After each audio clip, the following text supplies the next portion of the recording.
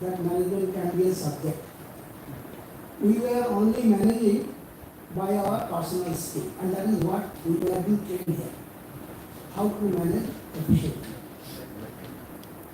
Now, over these last 50 years, the shipping industry has expanded many folds. Many folds. The things have become complicated. There is tremendous competition between shipping companies.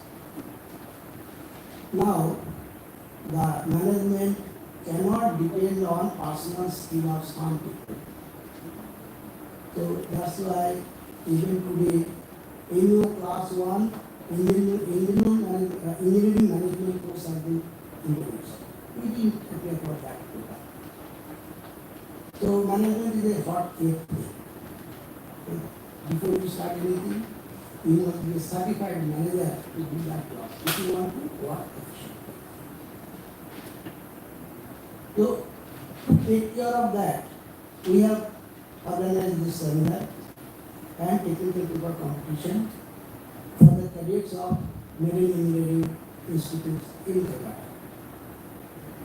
I welcome all of you for this, and I thank all of you that you have taken out some time from your busy schedule and come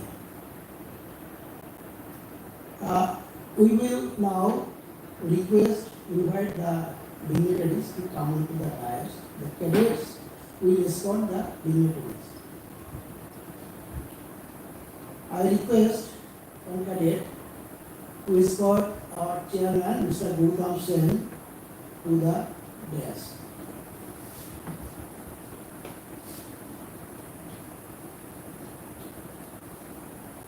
I request the second cadet to escort our patron, Rear Admiral Dr. P.J. Ramachari, Indian Navy retired.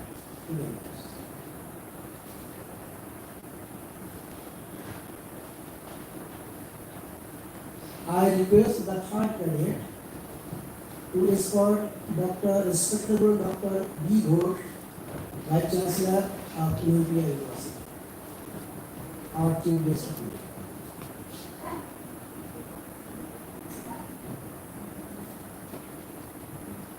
I request the fourth cadet to escort our keynote speaker, Mr. Anapu Srinivasa Prasad, DDG Technical Engineering Kolkata.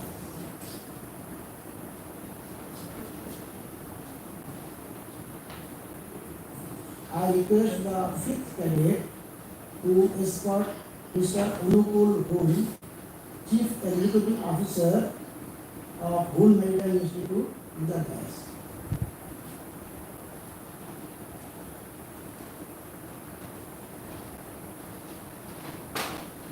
And sixth cadet, I request to escort Mr. Alok Kumar Sarkar, Vice Chairman of IMEI, Kolkata, to the dais.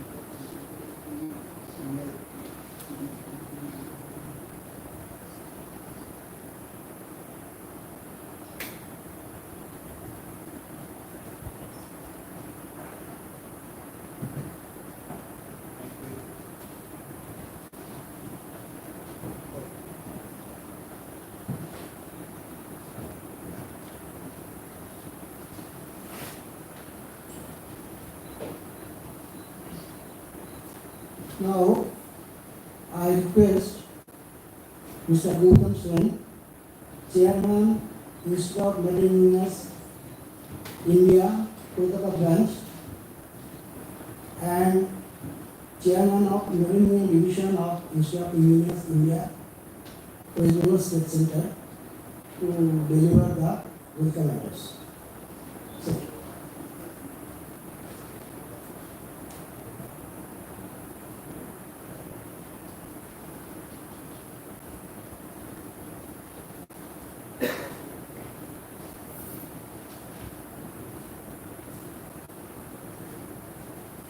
Good afternoon, ladies and gentlemen. I, as the chairman of Kolkata branch of IMEI, and Chairman of Institution of Engineers India, Marine Division, West Bengal State Center, welcome you to the seminar and technical paper competition of cadets of nuclear among the cadets of IMU Kolkata campus and the cadets of Nuclear University. The theme of the seminar is New Technology for Efficient Maritime Management. The purpose of the seminar is to encourage the young generation of marine engineers to keep abreast of latest developments of marine technology, as the growth of Indian maritime industry depends on appropriate growth of the young generation. My special thanks to Rear Admiral retired Dr. Rangachari PG, Director of IMU Kolkata campus, for allowing this seminar to be held in IMU Kolkata campus Assembly Hall and agreeing to be present. I am very much obliged to Dr. B. Ghosh, Vice Chancellor of Nuclear University, for kindly agreeing to grace the occasion as chief guest. I am very happy to welcome Mr. A. Srinivas Prasad of MMD Kolkata, EISS cum DDG Technical, as the keynote speaker of this seminar. My special thanks and heartfelt gratitude to Mr. Unupul Dhun, CEO of Dhun Maritime Institute, for agreeing to be the chief judge of the technical paper competition and kindly sponsor the prizes for the successful competitors as per their ranking. I thank all the cadets for joining the seminar, and I sincerely expect that they will be connected with IMEI and IEI in the future life. And I'm very happy that I am sitting here on the dais. In the year 1962, when I joined here, we had to give dance performance here and scarcely dressed also. So, but from that time on, after so many years, I got promoted from there to here. So I'm happy, and I hope and pray that all of you slowly grow up and come to the dais one day or the other. Thank you, gentlemen. Thank you. Thank you.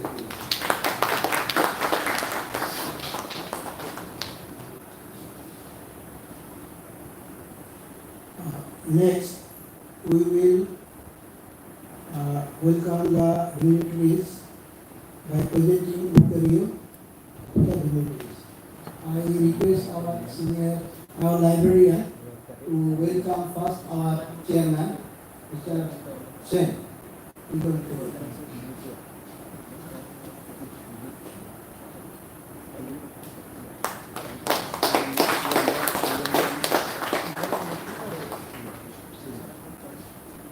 Now I request our chairman, Mr. Gautam Sen, to welcome our chief guest, Dr. B. Ghosh, to the career and the flower.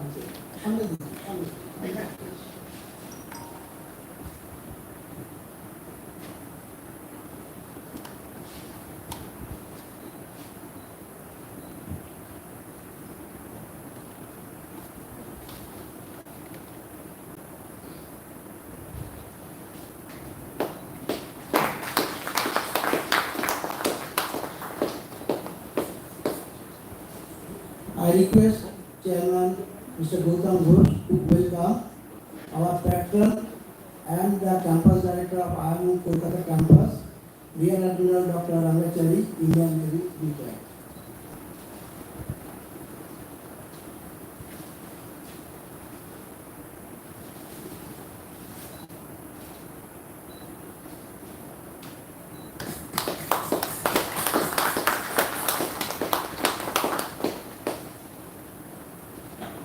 I request the chairman to welcome our keynote speaker, Mr. Anapur Srinivasa Prasad, DDG Technical, MMB Kolkata, with the Uttariya and the flower bouquet.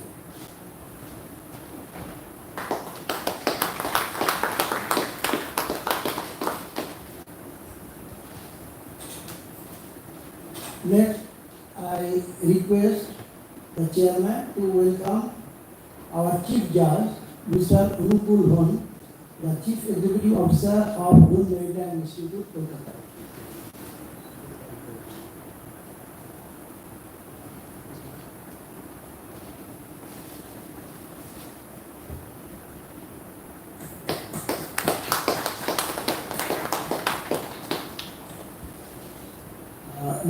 request the chairman to welcome our vice chairman, Mr. Alok Kumar Sarkar, vice chairman of Institute of Marine Engineers, India, Kolkata Branch.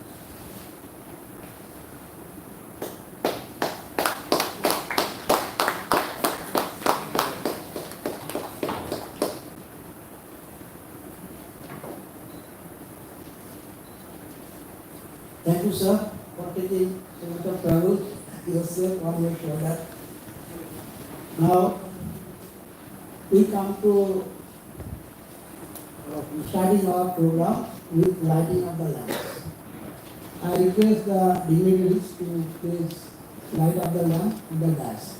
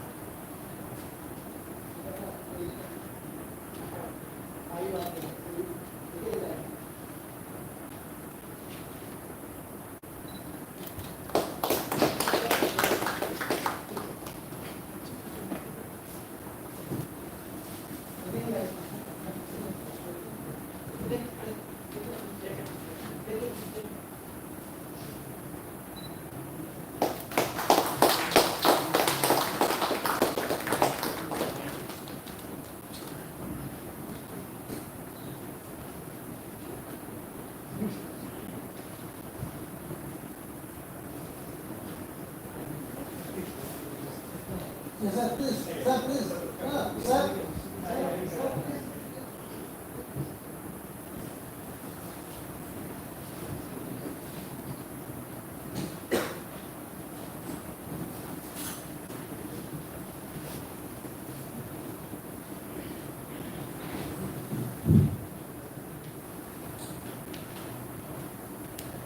Next program is keynote address. So, I first introduce the keynote speaker, Mr. Anapu Srinivasa Prasad, engineer and ship surveyor from DDG Technical, MMD Kolkata. Mr. Srinivasa Prasad, you all know that he is working at Mercantile Marine Department, Kolkata at present. He joined government service, MMD and DGS on 6th October 2016. Continuing till date. He will be working for quite a long time ahead, many days ahead. His educational qualification is first class distinction, BE Mechanical Engineering from Andhra University. He has done his Class 1 certificate competency from UK. Thereafter, he did extra first class certificate from India.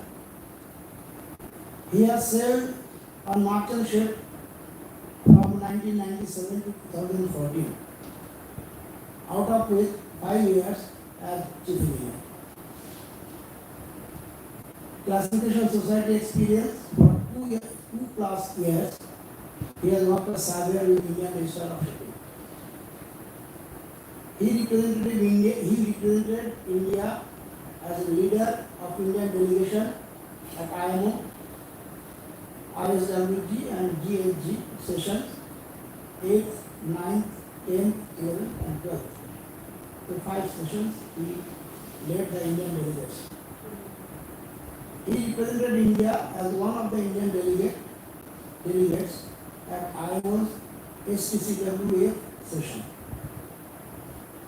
He represented India as one of the Indian delegates at IMO's MEPC 77 and as working group member of Marine Plastic Treaty. So I hand over the mic to Mr. Prasad, the keynote speaker. I just want to make one correction. Some of the programs given which I prepared earlier, little shorter they are distributed there. It is the keynote speaker, Mr. Vikram Rai, PMD. But afterwards he is doing it, so we are going to Bombay. He could not come.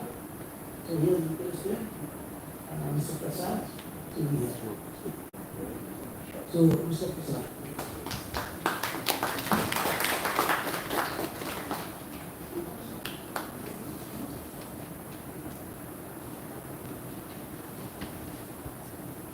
Good afternoon all. Respected dignitaries on the dais and colleagues and friends from the marine industry and dear students. Let me first thank the organizers for choosing such a topic which is very apt for the situation and it is the need of the hour. So it is very good that we are encouraging the new talent, giving an opportunity to showcase their innovative way of thinking and future prospects, what they are supposed to be, and present their purpose, and then encourage them. So everyone, I would say, like a winner. It is not that who are the first or second or third, who have participated in this competition, I would rate them as winners only. Okay, because the topic is such a topic, very much required, and it is you are the torchbearers for India. Okay, you are the new seafarers who are entering and you have taken the lead to present the papers here. Really, I thank all the students who have participated in this competition. Okay, coming to the topic.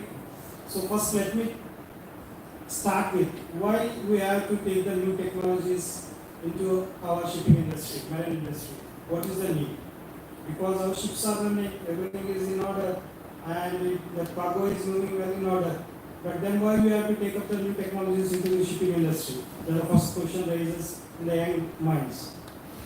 So instead of giving the elaborate speech on why a new technologies has to be come into the marine industry, I just quote some few examples and then leave it for your wisdom to think whether it is appropriate to bring that new technologies into the marine industry.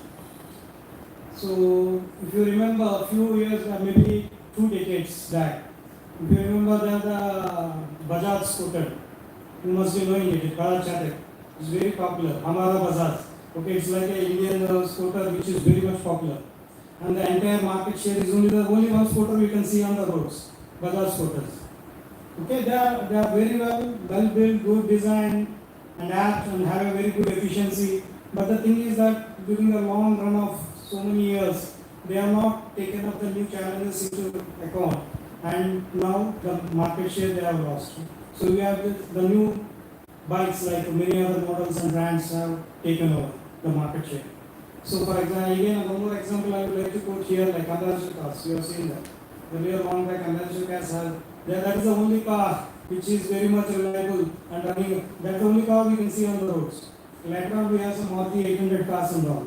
But the thing is that ambassador, they have not taken the new technologies or new changes. We should not limit ourselves to the rigid mold and whatever you are happy with the present trend that will go on forever. No, it is not the case. So you have to open your eyes and see the world, what is going, and you have to accept the new changes.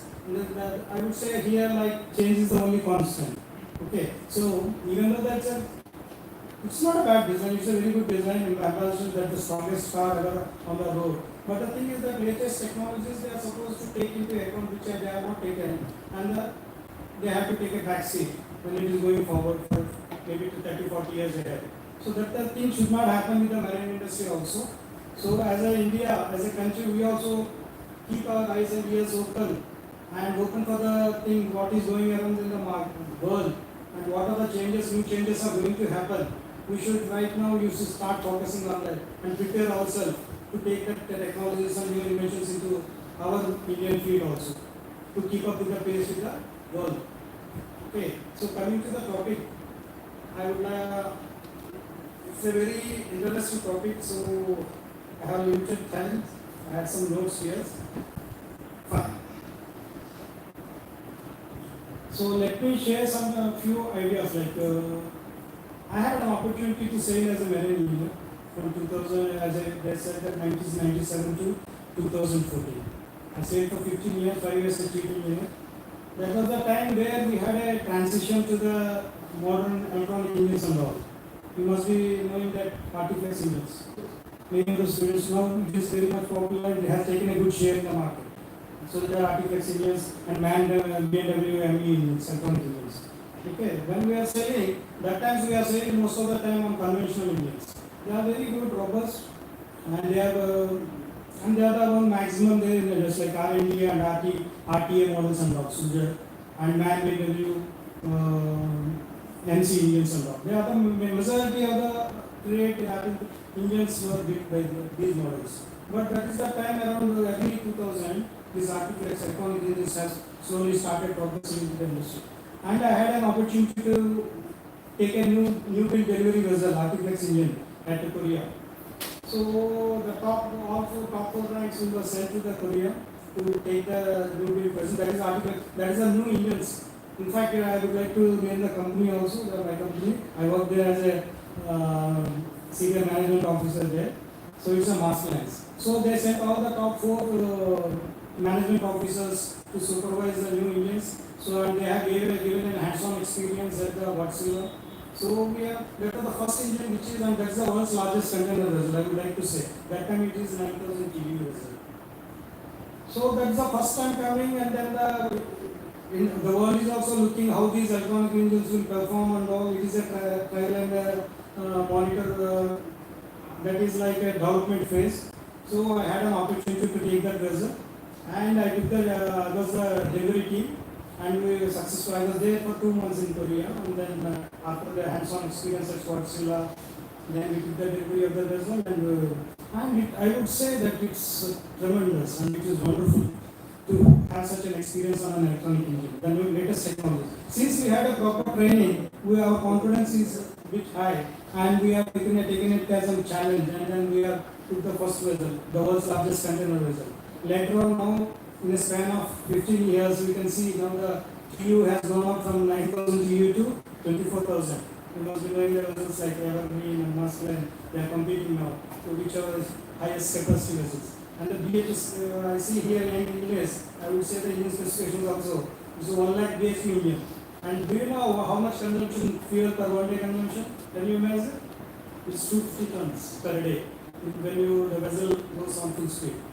So that is a massive scale and massive things which has new technologies, new developments has led the path. Now we can see its revolution in these new technologies.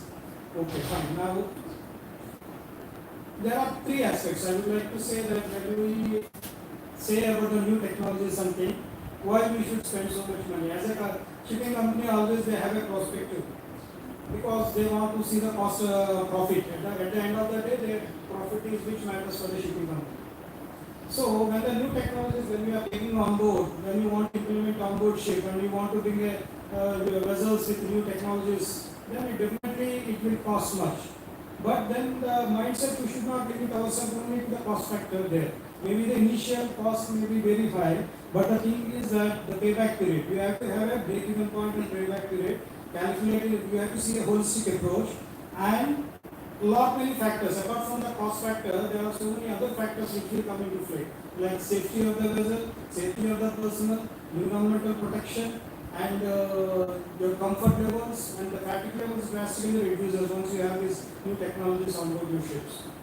Okay, so I categorize these things when we are adopting these new technologies. We can utilize in 3 sectors, like voluntary basis, And the second thing is that need to do. The third category is must do. It is required, mandatory it is required. So you all people are now aware of the new IMO regulations which are recently has come into play, like Marco Annex 6, the latest happenings that IMO DCS system, now the data collection system, all the fleets now they started submitting their data to the flag administrations. Flag administrations in return they read the data and they will submit to the IMO. The whole exercise is to see how efficient the vessels are running.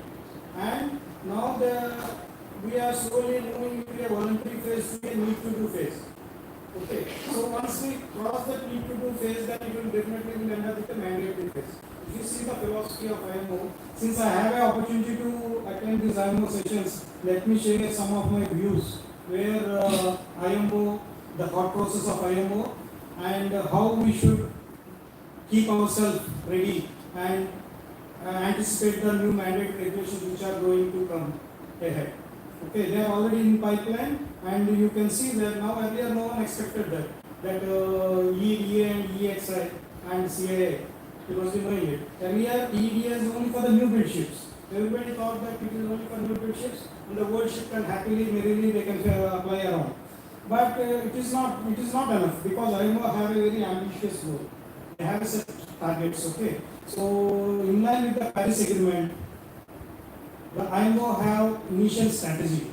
So which that strategy itself have a targets. We have to reduce our emissions. They have a set period of time also is given there. 2030, we have to reduce our targets to 30%, and then 2050 again another set targets were given there. So when we see in Indian perspective, where do we stand? Are we in line with the new regulations which are going to come across? And now we are in the mandatory phase, like EXI and CAA. These are the energy efficiency for existing ships and carbon intensity indicator. So these are already mandated now. All vessels, even the existing vessels, required to comply with these regulations. And if the vessels are not performing them in the CAA, they have different ratings, A, B, C, D, E, and all. And based on that, the vessels are categorized. If it is an inferior vessel, then it is rated as E, and superior vessel rated as E. And they have certain guidelines when you have to improve your energy efficiency. Okay, so then now we are slowly moving into a mandatory phase. This is the thing which you all people are aware of it. Now the things which are in the initial strategy, when we say that short-term measures, mid-term measures, and long-term measures. Now we have already passed the phase where short-term measures are implemented. Now we are going into the mid-term measures, where because these measures, whatever the goals, objectives the shipping industry has set, is not enough, is not adequate. In order to meet the ambitious targets, we have to move into a secondary phase. Okay, coming to the topics over there. The topic is so vast that if we move into that, the time is not short. I have already a bell there, that time is short. So I will come to the technologies, okay, smart ship technologies for the maritime industry. If you see that autonomous, so sooner or later, maybe it's not in the near horizon, but in the future, autonomous ships, that is a reality where we all should accept it. Autonomous ships are going to have their fair state. Okay. So we have to think and train and make our people ready for that new technologies, autonomous ships. And another thing is that data analytics. Okay. Data analytics is that you have a large database where the ship's operation conditions, parameters are being given and fed to this one. New technologies are there, and many of the shipping companies, they have already implemented it. So to analyze and take a fruitful and efficient optimizing your operations, then the data has to be analyzed. So the data analytics is the computer softwares are given there. They will analyze the huge loads of data coming to that servers, main servers. It is analyzed, and they will optimize. Like for example, we can optimize the weather routing, whether you can optimize hull optimization, and we can reduce the frictional resistance and all, so that your ships will be improved, and energy efficiency devices. And like older ships, majority of the Indian fleet is not of the new build. So we should think in such a way that what kind of retrofits we can fit on board ships and the new technologies, so that we can meet the existing requirement. Otherwise, these ships will be phased out. So it is a very big shocking thing for the shipping companies to phase out their ships. Average age is around 20-30 years, and they have another active 15 years life. They are supposed to be phased out. In order to phase out them, so we have to think that what new technologies we can fit on board ships, retrofits like carbon capture, and then another thing is that I know now the alternate fuels. If I want to talk, there are so many alternate fuels like hydrogen, green hydrogen, gray hydrogen, and methanol, biofuels. Okay, these are all the things which are going to come, and we have to prepare ourselves whether our slowly we should think and then analyze ourselves what kind of a transition we should prepare at this juncture to take these alternate fuels and keep our engines ready so that there will not be any issues, and once the mandate regulations comes, we are ready. So these are the things which we have to accept and then prepare ourselves with the new technologies. And coming back to artificial intelligence, digital cargo and bay arrangement optimization, that can also be very good. Like for example, we have I take a few minutes, so because the topic is very interesting. Young lads are there, let them have that visualization. They are the one to lead the country. So like to give a brief note that digital optimization for the cargo bay arrangement. For example, a container vessel is there. And if you are not optimizing the container which has to be offloaded and it was stacked at bottom, then there is a lot of number of operations which will go idle which are not required, and it's a waste of energy. So this automation has to be done where, which port and where type, and then load capacities. This automation has to be done, and then data can be analyzed in artificial intelligence. Very well we can use it, and then we can think ahead. I skip through because I just want to go elaborate, but since the time doesn't permit, I will just scroll around. Data analytics, I have already told them. Data analytics sorts, arrange, and attempt to correlate the multitude of information to draw useful conclusions. And IoT, Internet of Things. Okay, for example, you have seen at your home, you will be operating your with a remote control with your mobile. You can operate, you can switch on lights or remotes. Maybe you can stay some other place and still you can operate your things like switching on your TV, maybe two lights, fans, and AC also you can run with your home. So in the similar way, there is a cloud and server and then integrating the command.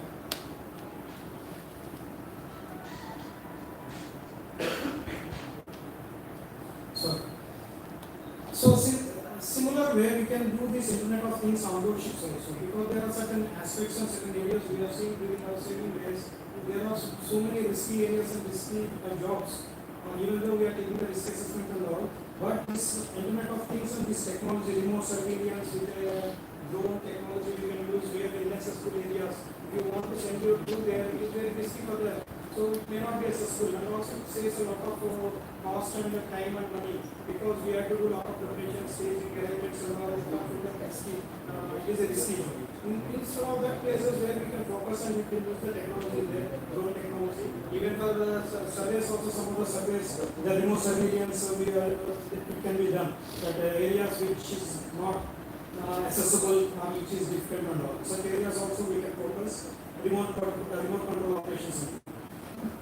And the route management I already addressed that, and maneuvering. Okay, and then sensors like condition monitoring and all. See, earlier we used to do the maintenance of the vessels, like for example engines.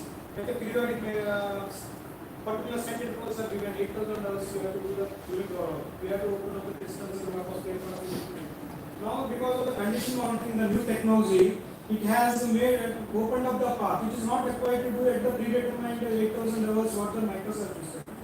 If you have a condition monitoring in place, you can monitor the temperatures and parameters, weather rates and all. Then accordingly we can take a call. And even we can stage there the data and the statistics shows that even the unit hours are staged up to 60,000, nearly double. So we are saving on spare parts, time, and human level, even though so many hours being spent there unnecessarily, which is not required.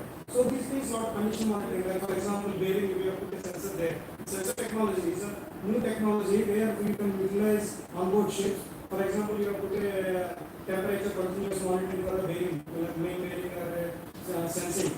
Then you can monitor the bearing condition itself before it breaks down or before that periodic time interval comes. If it is satisfactory, everything, then even stage further. and integrated control systems, smart defense technologies, blockchain technologies. Because time is not there, we go through there. These are the new technologies which are need to be coming to the marine industry also. Robotics and drones and 3D printing. 3D printing is there in the show. We all know that. How come the 3D printing we can put it in the marine industry?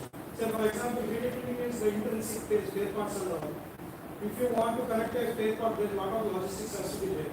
The OEM, original equipment manufacturer, sitting somewhere in the Europe, somewhere long far, that spare part when you order, lot of time delays, vessel has to wait because it is a critical spare, the vessel cannot sail also. So vessel operations has to be compromised. But if you have a 3D printing, on board ship, these technologies sooner or later slowly it will come into the marine industry also. So we can manufacture the component on board itself, the critical space, and then you can avoid all these things. It will be very cost effective and also you can save a lot of human effort. And augmented reality, virtual reality. You must remind if many of the training institutes, even in India also they have started this. Okay, so it gives the candidates and the students to visualize the things. Because if you want to look earlier when we want to see the time construction and all, we are seeing it in a two-dimensional drawing and then we are visualizing ourselves unless you literally go and see the time. Okay, and we may not be having all the people to have an opportunity at the training stage to go and to visualize what is there on the time construction. But with this augmented reality, we have a real simulated thing, and then you can really visualize how the actual scenario is there, how the time construction. And really thankful for some of the institutes that they have already put efforts and then implemented these things, virtual learning. Okay, I will sum up now. So these are the brief things which need to be taken, and the marine industry also, it will help a lot. This new technology has to be taken on board ship, and all the industry should start right now, and we should not wait until the time comes, then we will start thinking about it. This is the time where we should brainstorm and do the things which are required for these things. And thorough analysis has to be done, which are technologies need to have useful for the marine industry should be taken on board. Thank you.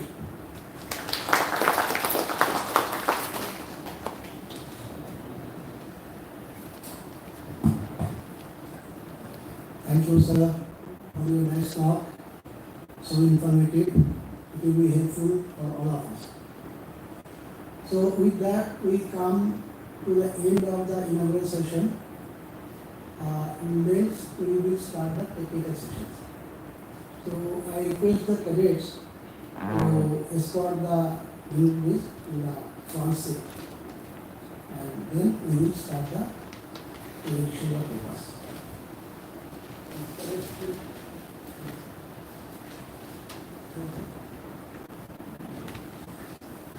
The President of Institute of Marine Engineers, Mr. Nair, Vice President, Mr. Vandarkar, and the Chairman of MRDB, Institute of Engineers India, again Mr. Vandarkar. They wanted to be present here, but they could not be present. So they have sent the message. So I will read out the message and I will present the.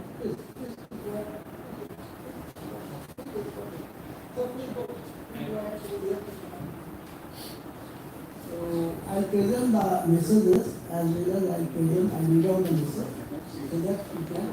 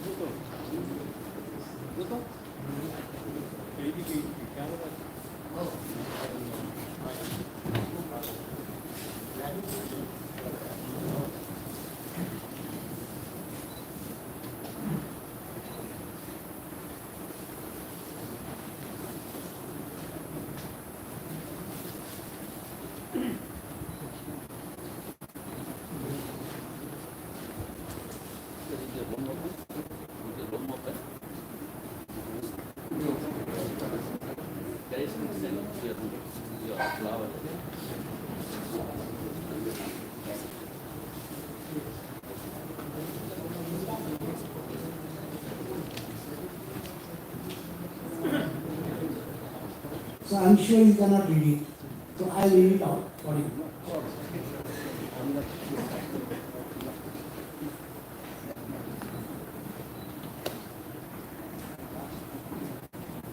Message from Mr. Nair. You can see many of you know him, Mr. Nair. Good afternoon. It gives me immense pleasure to address you all at this event organized by our institute, IMEI, Kolkata Branch. In collaboration with Institution of Engineers, the discussion centers around the highly relevant and contemporary theme of new technology for efficient maritime management. Additionally, the event's location in my alma mater auditorium adds an extra layer of significance for me. I am thrilled to see the diverse range of topics that the papers will explore, from blockchain technology, IoT, and automated storage planning to PMS, and even the use of modern fuels like ammonia. It is evident that these cadets are being equipped to become future-ready seafarers with a strong focus on technological advancements. I extend my best wishes to the participants and hearty congratulations to the organizers and the institutes for hosting such a pertinent program. I am confident that this program will be a success and we will all benefit from it. Thank you and best wishes. This is from Mr. Nair. This is from Commander Dr. Master Mandel.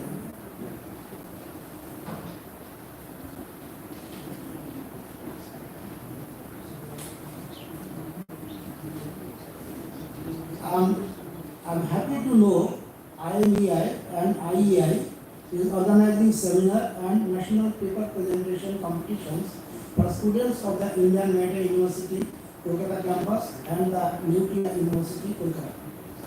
Similar event was organized successfully at Indian Maritime University Kolkata campus last year also. It is a matter of pride that IMU, in collaboration with Indian Professional Society, is giving yeoman services to the next generation of mariners. This will give a tremendous amount of knowledge to the students and will also trigger a great amount of innovative confidence in them. I am also confident that the participants would greatly benefit from the deliberations. I compliment IMU Kolkata, IEI and IMEI and the organizing committee for achieving this successfully. I wish the seminar a grand success. Shaw, No, Varuna, Jai Hind, Jai Bharat. Next, we start our presentation program. So, there are 5 teams participating in this program. Now, just now before starting this program today, before the inauguration, we had a lottery, and by lottery, we have selected the sequence of presentation. So, first presentation will be done by Cadet Amna DM, led by Cadet Amna DM. It is on automated storage planning system, a refined model for increased efficiency. Second presentation will be by Cadet Ankush Pal, this led by Cadet Ankush Pal of the Nuclear University. Topic is Internet of Things or Internet of Ships for increasing efficiency of management of shipboard operations. Third presentation by Cadet Aditya Anand Shukla and his team. Topic is Ammonia as modern fuel. Fourth presentation led by team of Cadet Vinit Mishra. The topic is improving onboard PMS on ships for efficient maritime management. And fifth presentation led by Cadet Shashank Shekhar Jha. His topic is blockchain applications in maritime supply chain, a data-driven approach to efficient maritime management.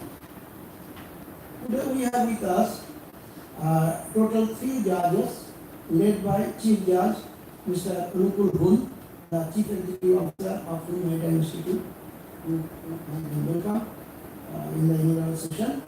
And he will be assisted by two more judges, Mr. Ramu Kumar, he is also from Kuhn Maritime Institute, and he is an ex-student of this institute. And Mr. Subrata Mukherjee is a very senior marine engineer, he is also an ex-student of this institute. So I request the judges and the chief judge to take control of this session. This technical session will be divided into two parts, part 1, part 2. So after we will decide, after 2 or 3 papers, we will have a short break, a cup of tea, and then we will have the second part. And the rule for the presentation will be total time allotted for each team is 20 minutes. Now 15 minutes they will get time to present their views. Out of the 15 minutes, after 10 minutes we will give them the warning.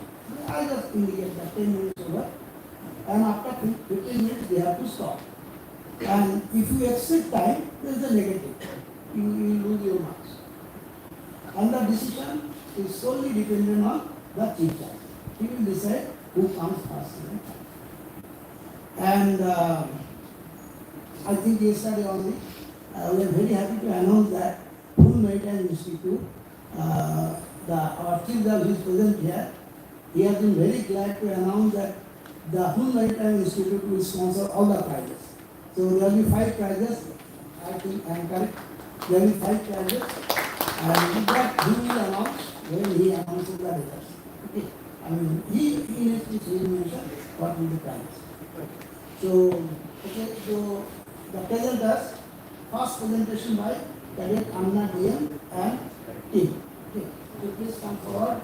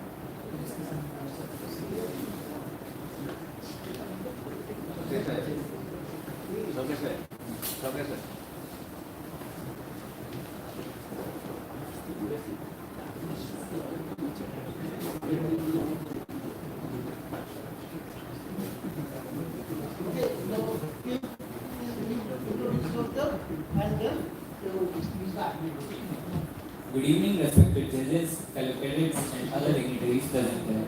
I am Cadet Raghav Thakar, and I am here today to present my team's paper on storage planning with genetic algorithms. Our paper comprises of 9 sections. First, we will introduce you to storage planning and associated problems. Following that, we will evaluate the role of algorithms in shipping today and the reason for choosing genetic algorithms to solve planning problems.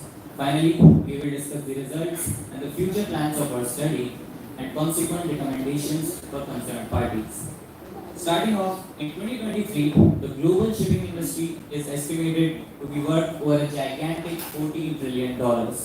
Hence, the importance of optimizing every aspect of the supply chain becomes paramount. Storage planning, which involves arranging and loading cargo on a vessel, plays a pivotal role in ensuring the timely and cost-effective delivery of goods to their destination. Now, the challenge is evident in the staggering numbers. A single large container ship can carry over 20,000 containers. Properly storing these containers is no small feat. And storage planning isn't merely about stacking boxes.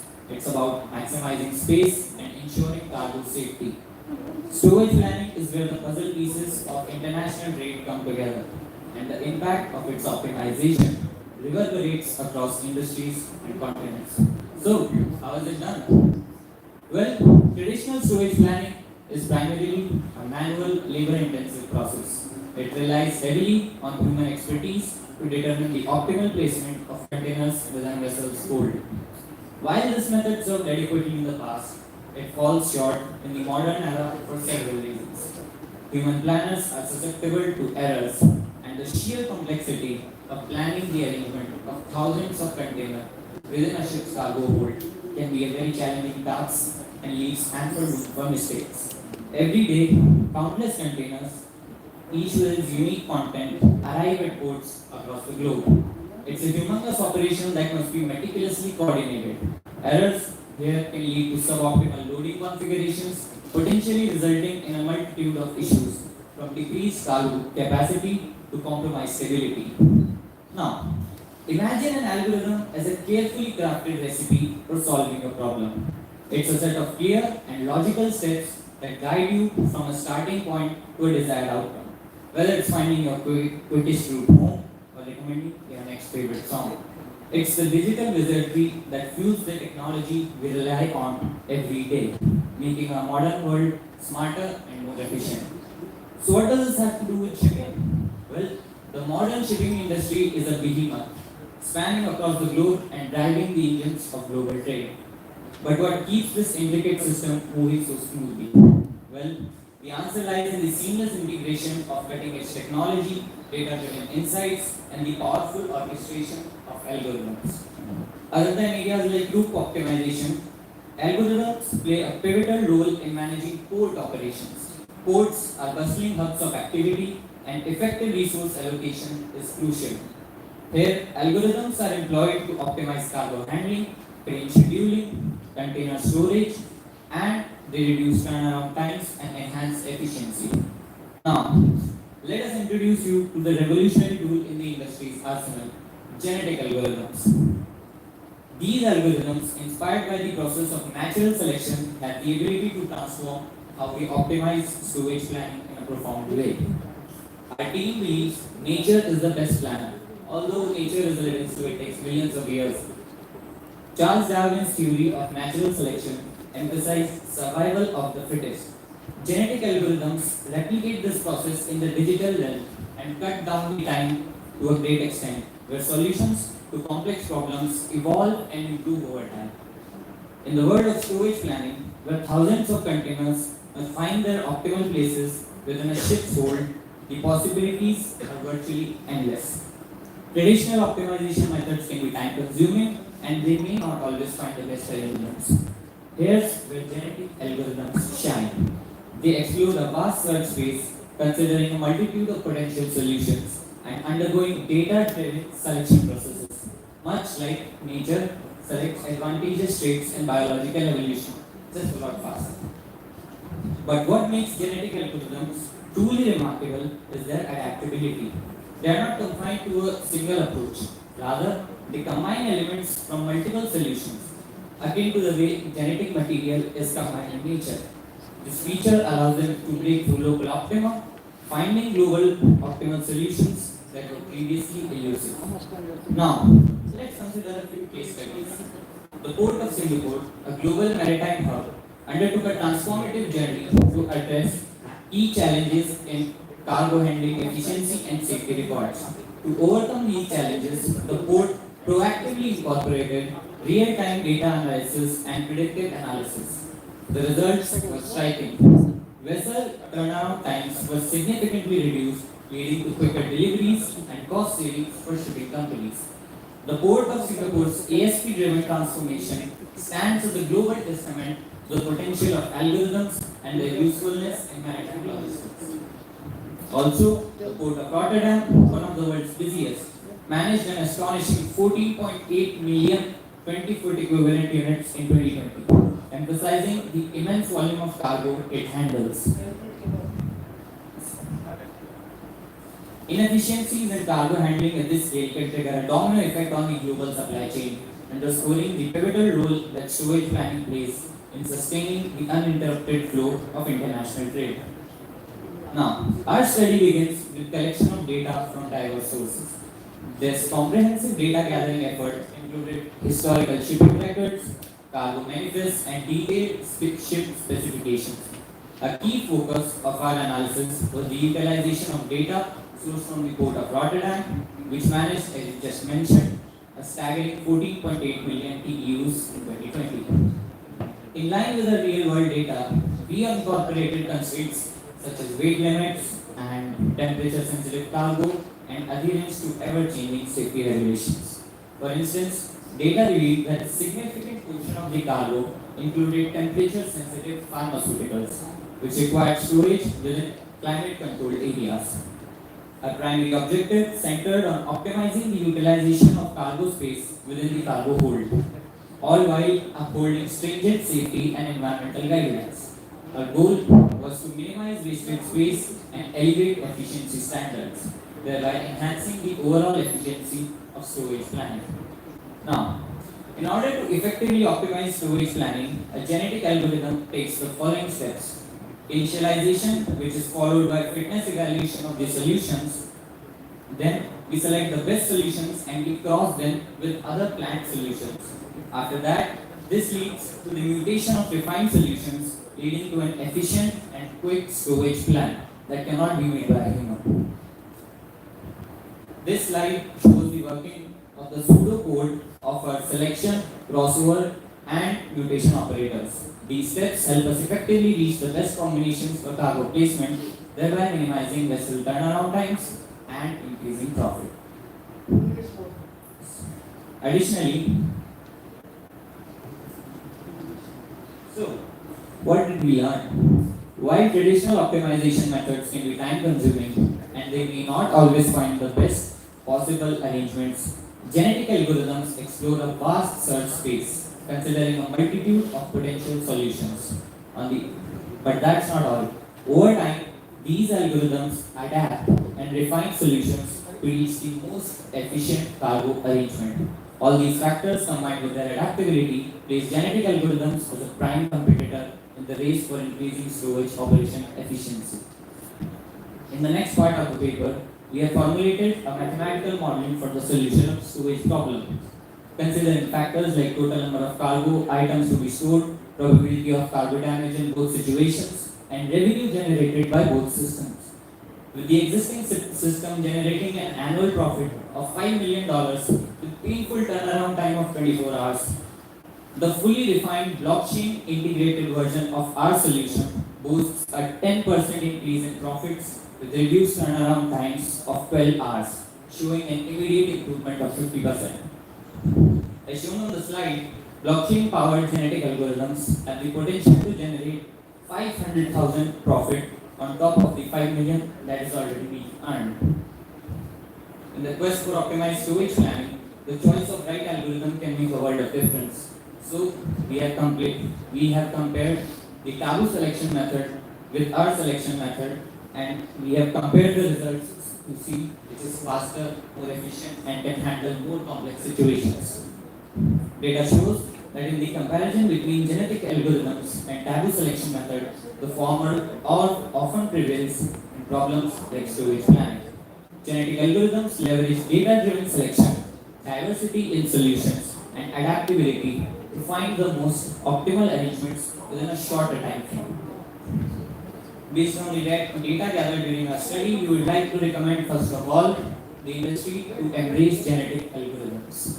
We recommend the adoption of genetic algorithms for storage planning in the shipping industry. Also, we would like to recommend to customize for specific needs, as these are algorithms. They can be tailored to accommodate specific constraints and preferences, offering a degree of flexibility that is valuable for individual shipping companies. Third, important, make data-driven decisions. Continue to harness the power of data. Genetic algorithms thrive on data-driven insights. Support authorities must ensure that we maintain a robust data infrastructure. Now, I would like to thank the judges and the audience for patiently bearing with us, and we hope we were able to help you grasp the magnitude of sewage planning problems and the possible future solutions that have the potential to revolutionize port operations. Thank you. I think we will finish question and answer right now only. So anybody have got any question, please ask. We will answer right now. Can I ask, what do you mean by ASP, which you have mentioned? Yes, sir. ASP is the system for automated sewage planning. The Port of Singapore has applied this to some extent, so that is ASP. Whenever you use the word mutation in the optimization process, how does it work? Mutation works like you take two solutions, and when you take the two solutions and you compare them for a similar situation, it brings out a third solution which has the better aspects of both of them, and the weakness of both of these previous solutions is removed. That is mutation. But if I'm right, Apicloid Maersk is already following this process. Yes. We want to recommend more ports in the world to do this. Port authorities should do this because the shipping field is increasing. Mediterranean Shipping Company, Maersk Line, Hapag-Lloyd, they all have this in their own shipping industry. They have all this in their own ports, which they are running and operating as of now. Yes. So what are you recommending? We are recommending that we improve the technology using blockchain because blockchain provides for shared data. We can get more data and genetic algorithms feed on data. As much data as you give them, the better the results will be. So we say that blockchain integrated solutions boost higher profits in less times. Can you briefly define what is genetic algorithm? What you're talking about? Genetic algorithms take inspiration from nature's evolution. In nature's evolution, what happens when you have an initial stage, after millions of years, after discarding small things and taking into consideration environmental factors and constraints, nature evolves a perfect organism. Genetic algorithms take this and they do it for solutions. Like for example, you have a problem with 100 solutions and you need the most efficient one. So you give the 100 problems solutions to genetic algorithms. They will first analyze it, then they will mutate it, and then they will provide you with the best possible solution. That is genetic. Thank you. Any more questions? Yes. See, you mentioned Rotterdam, where all the cargo Yes. one things are coming there and getting distributed. Yes. Also, you have mentioned Singapore. Yes. Also, they are similar company. The cargo coming distributed, going to all over. But why in India it is not happening? India and major port maybe Mumbai. So what is the main reason behind it? Sir, India is mainly lacking behind on progress. We are slow to take up technological changes because I believe we are rooted deeply into like oldest old belief. So it takes time for things to change and people are mostly skeptical about AI and algorithms and blockchain, things like this. So that's why I think it's not being implemented in India. So India rate of research and development work in shipping industry, Yes. we are lagging behind. Yes. What is happening? Yes. Do you think so? Yes, I personally think so. We can do a lot better. Are you aware Adani has already started implementing this? No, sir, we are not aware of this. I would like to add a few points here because since he is focusing more on India, whether we are very keen in innovations and technology, environmental technology for Indian prospects. Recently, I attended a Norwegian summit. There they have demonstrated about the new alternate fuels and all, about the hydrogen. Now we are just India, we are thinking about hydrogen. Okay, even we have not started it production. Okay, we are going to start, and our government has taken a very interesting initiatives and making ourselves ready for the future. But the thing is, I was quite surprised after seeing the presentation there. In 1933, Norwegia already has started producing hydrogen as fuel. They have the fuel bunker stations for the cars and all. After seeing all that in the carbon capture in the seabed, that was done long back. So these are the things which we are, because they have indices what is going to come in the future, and they have started it. So India is really need to take all these new technologies on a war thinking. Actually, we are not much aware of this fact. In technical matters, probably what are other members of your team? Sir, cadet Samvaad This and coming cadet from, Andy. I think, please, professor, please introduce who are you? What's your name? Please come right, I think. Introduce Now yourself. we are not coming from, You have presented a nice Come presentation. here, You should come here, introduce yourself. come here, tell your name loudly. Sir, cadet Raghav. Not me, tell the audience. Cadet Raghav Dhaka. Cadet Samvaad. You are finished?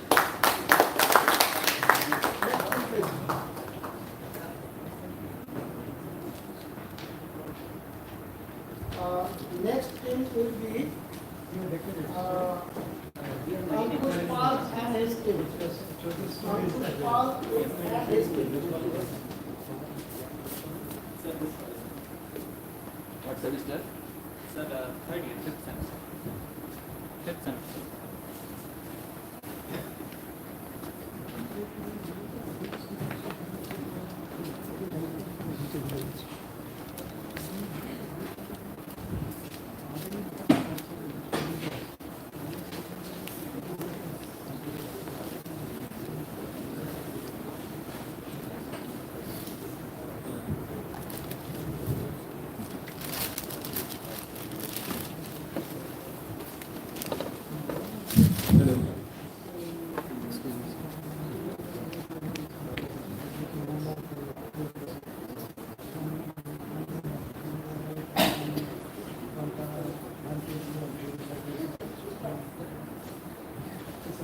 Good afternoon to everyone present over here, our respected chief guests, other dignitaries, and my fellow friends.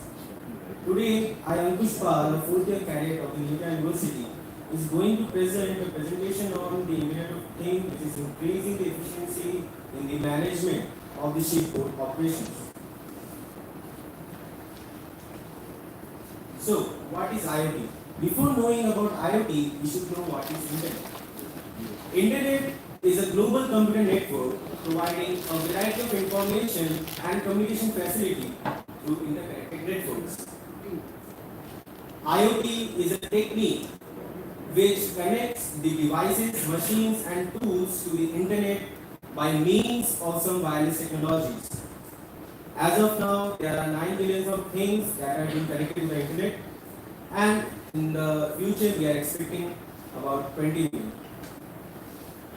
Moving on to the next slide.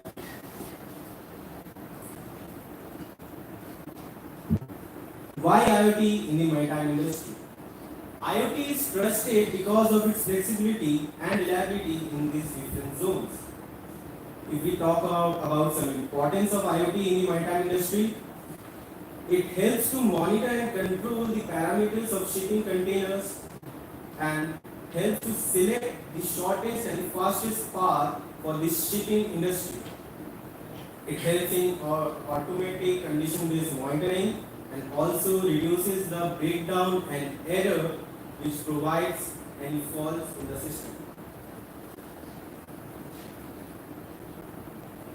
Next, what is iOS? iOS is Internet of Ships.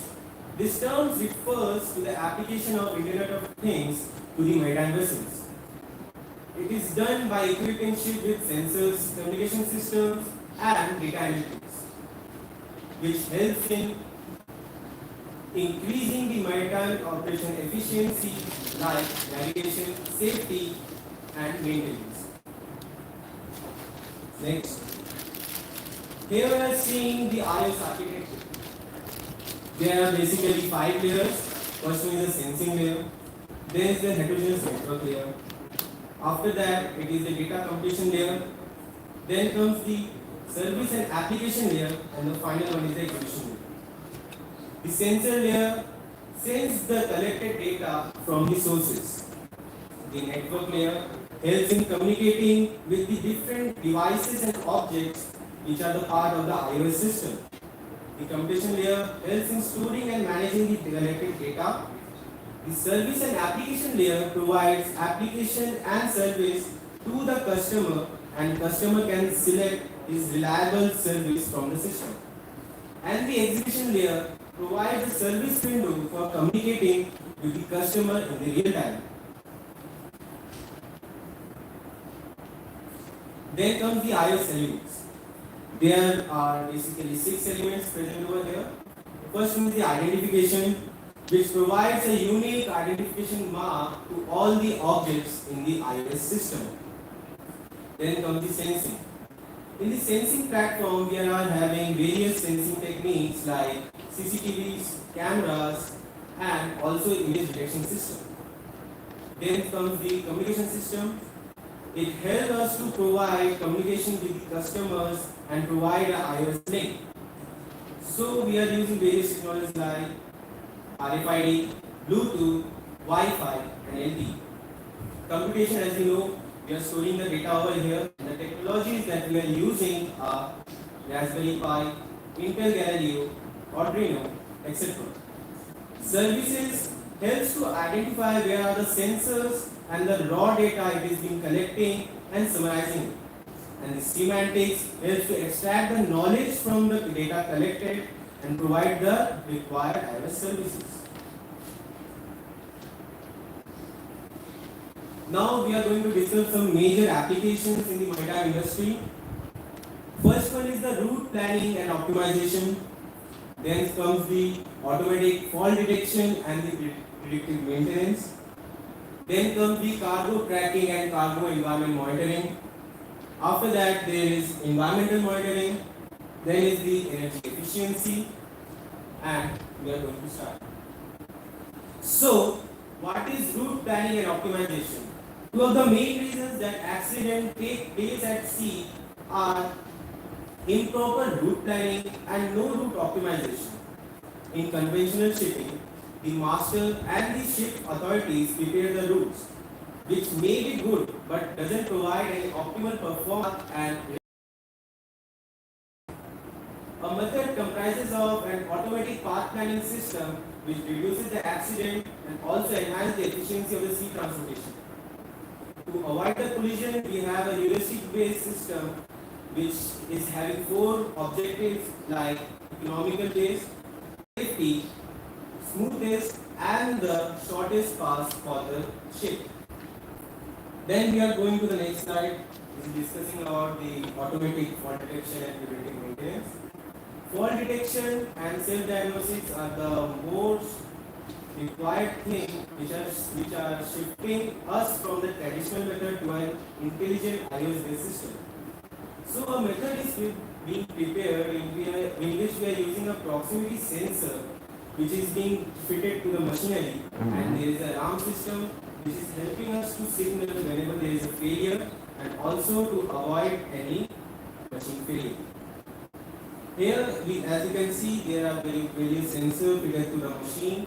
So the sensor sends the data and then passes it to the field gateways, from there which it gets filtered and passed on to the cloud. The cloud has the same data transmission system, and after that it goes to the streaming data processor. The streaming data processor allows continuous flow of data and quickly and efficiently transmit the data to the data lake. The data lake has the storage area and helps to contain the raw data which is being inaccurate, which can be inaccurate or irrelevant for the system. After that, it moves on to the machine learning algorithms.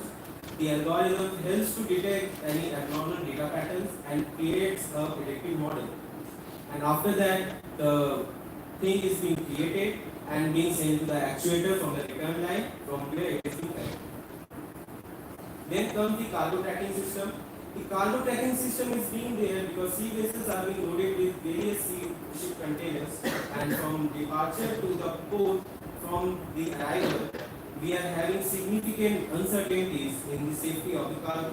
So iOS helps us to monitor this control and track of the shipping containers, and also it helps us to have a more secure and reliable, as the supplier and the receiver party are going to have the locations time to time. So there are various systems like RFID systems, intelligent sensors, barcodes, etc.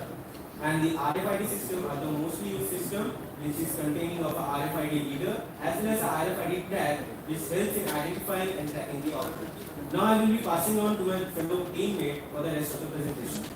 Thank you. Good afternoon everyone, I am Devanshu Rathore from the New University. I am a fourth year candidate. Now we are moving on to the next slide, is environmental monitoring. Large scale and IoT based networks are essential for ocean safety and reducing the environmental pollution. Duen and his team has developed an ocean monitoring sensor network architecture for ocean safety. Furthermore, with reducing the pollution, increase the global challenges including energy consumption and climate change, we can increase the concern of the environmental impact on port and ship operation. According to smart port like Xiamen, which is located at South China Sea, is totally IoT based, is very much environmental friendly due to low energy consumption and minimum pollution as compared to the traditional ports. Now moving on to the next slide is energy efficiency. Minimizing fuel consumption and carbon emission has become a big challenge for sea transportation nowadays, and the ship owners and the ship operators are one low cost shipping. One of the most common and efficient method is maintaining low ship speed for reduce the fuel consumption and time delay. ANA, an artificial neural network which makes decisions regarding the operational measures such as speed reduction and environmental and economical benefits. Now moving on to the next slide is onboard data collection.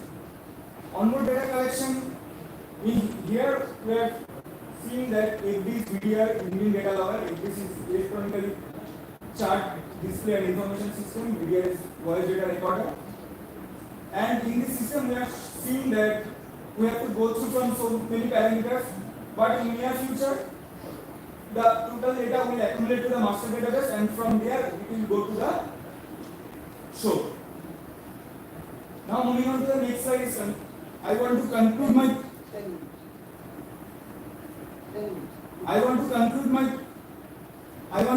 by saying that the maritime industry currently shifting more and more towards IoT, which will allow the ship to improve environmental sustainability and which is less time consuming, which is very, very important.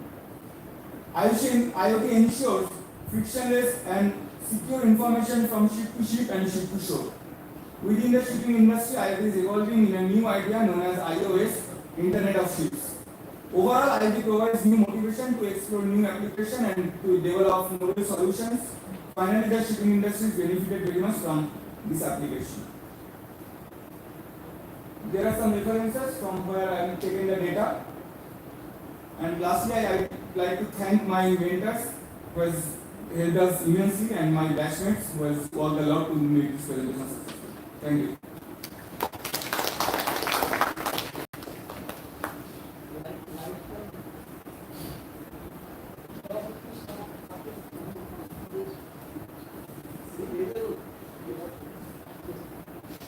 Introduce yourself. Myself, So myself, Ankush, fourth-year candidate of the Indian University. Sir, I am Devanshu Rathore, fourth-year candidate of the University. Okay, under applications you were talking about energy efficiency, am I right? So can you explain to me how does it work? Brief, very brief. Because till now you have been only talking about communications. Correct, collection, then data recording, and then communication to a master server, and then to transfer it to the shore. How is the energy efficiency and output come? Sir, when we are reducing the speed, so when I reduce the speed, then the time, reducing the time delay. When we are reducing the time delay, from there we can be energy efficient, and reducing the fuel Reducing consumption. speed, you are reducing time delay.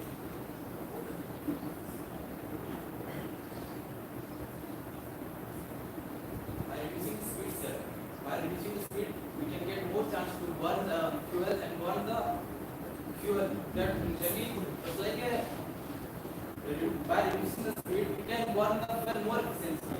And if the burning of fuel is more efficient, then we can generate less carbon. So it is a first step to reduce the carbon emission from the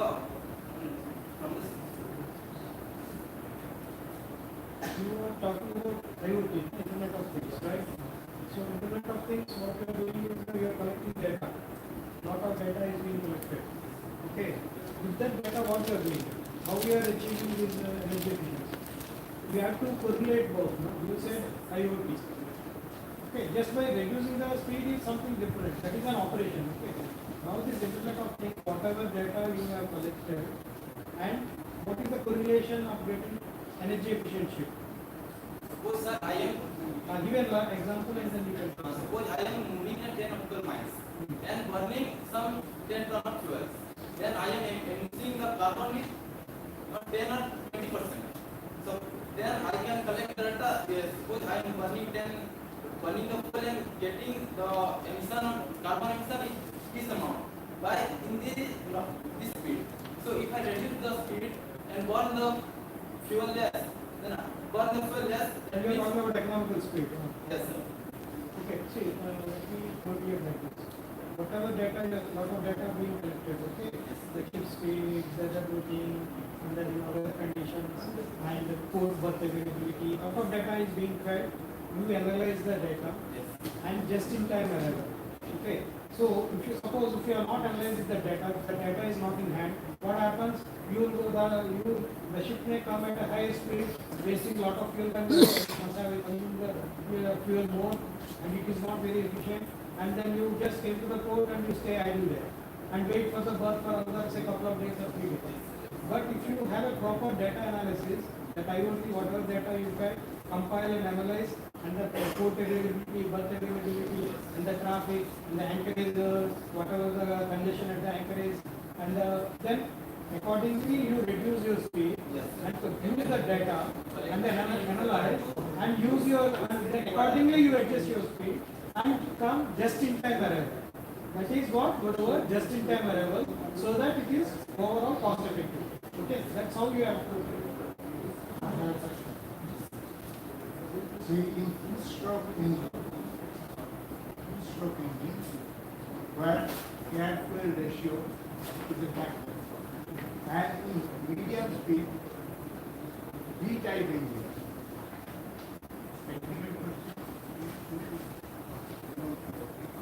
How we manage to reach from point A to point B, considering rough weather. When there is a rough weather, you have to reduce. When there is a fine weather, you have to do. At that time, how you manage air-fuel ratio for the engine and use it economically. First is air-fuel ratio. That's really good. And then management of speeding up and reducing speed, considering the safety efficiency. So how you manage? One is technically, and is by considering that. Considering technically.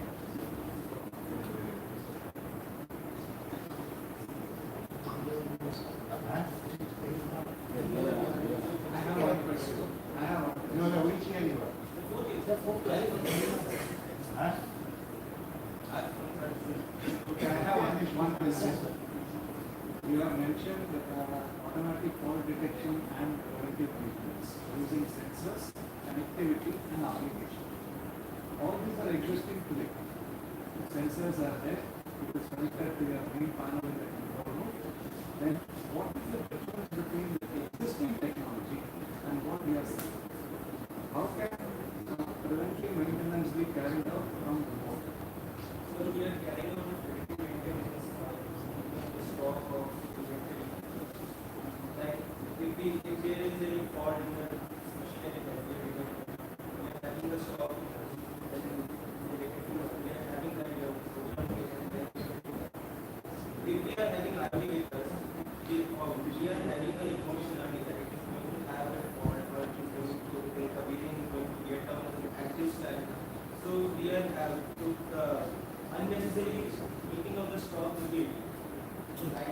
valid one.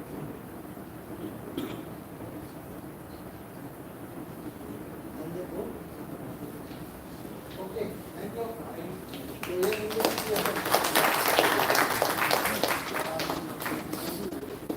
We have finished 2 tips. It's not tea time now. So we'll have a small tea break. Be here on 15 minutes out there. And after 15 minutes we'll start. We have 3 votes. It will take 1 hour.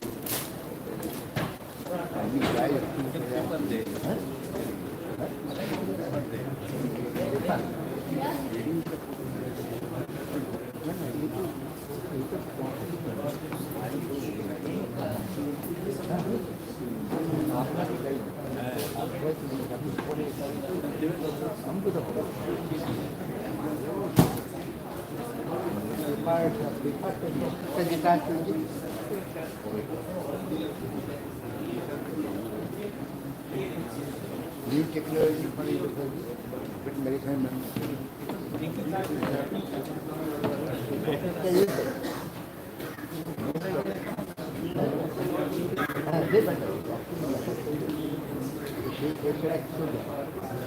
সেটা যখন হচ্ছে তখন তারা actually আমাদের জিনিসটাকেই আপনি একদম পুরনো লোক হয়ে এরকম আপনি তো আমার মাথা আরো খারাপ করে যাও তাহলে জাহাজ বানান করতে পারি না যাও করতাম ও ঘুরে যাবে হ্যাঁ হ্যাঁ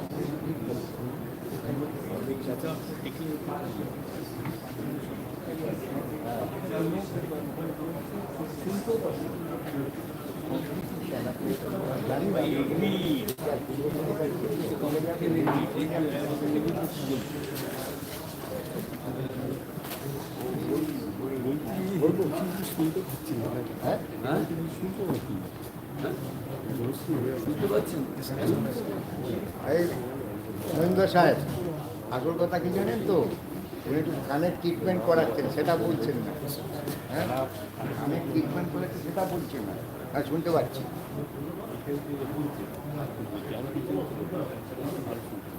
ওইটার জন্য একটা না ওটা ঠিক অ্যাডজাস্ট তার জন্য কখনো মুখ টেনে যাচ্ছে আর আমরা তো বয়স হয়ে গেছি এমনি কানে কম আপনি শুনুন আমি শুনতে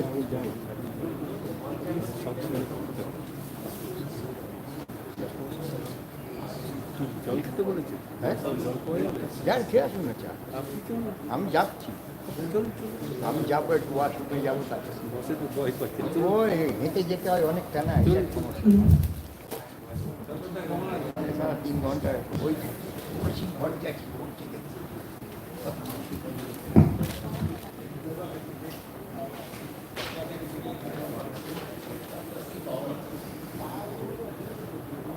নেই নেই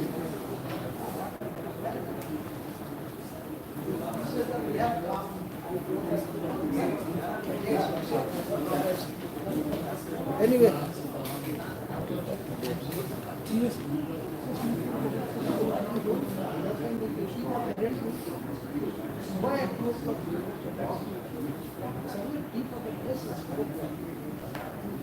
Anyway.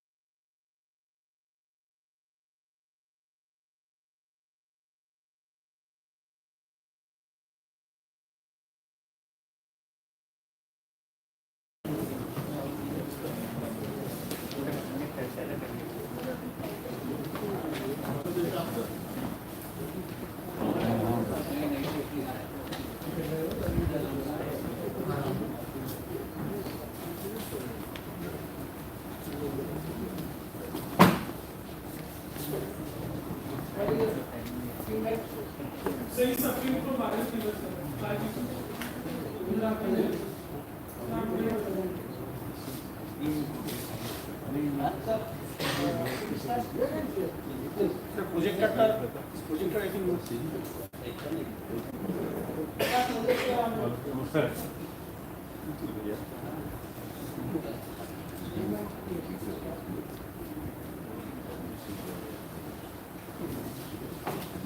Switch on the projector. I think just switch on this.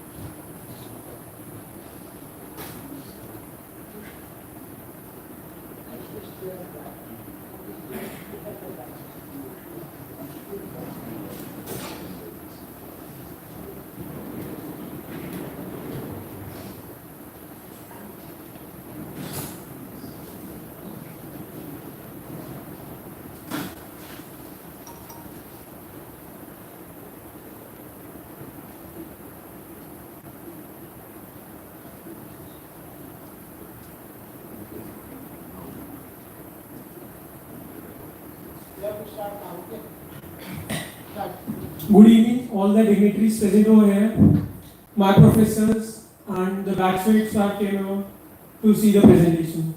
So the aim of my paper is to assess the prospect for ammonia as a future fuel for the shipping sector in relation to other marine fuels options in respect to our country for self-reliance process. We have studied that the transporting of goods through the ships is being increased to 2.9, which is around 1 lakh ships in the whole maritime universe. So my study is based upon ammonia. So there are two types of ammonia. The first is the green ammonia and the second one is the blue ammonia or the conventional ammonia, which we also call as Haber-Bosch process fumigated. So the renewable ammonia we get it from the electricity source or the fuel cell source. We get the electricity and then through air we get the ammonia and do the electrolysis of water, and then by combining we get the ammonia, which can be used as a low carbon ship, ammonia transfer ship as we do, and for the agricultural process we do it. And whereas in the conventional process we are just converting from methane, and with the help of catalyst we are just converting at the end process as ammonia. So here we can see that the global ammonia production per capita.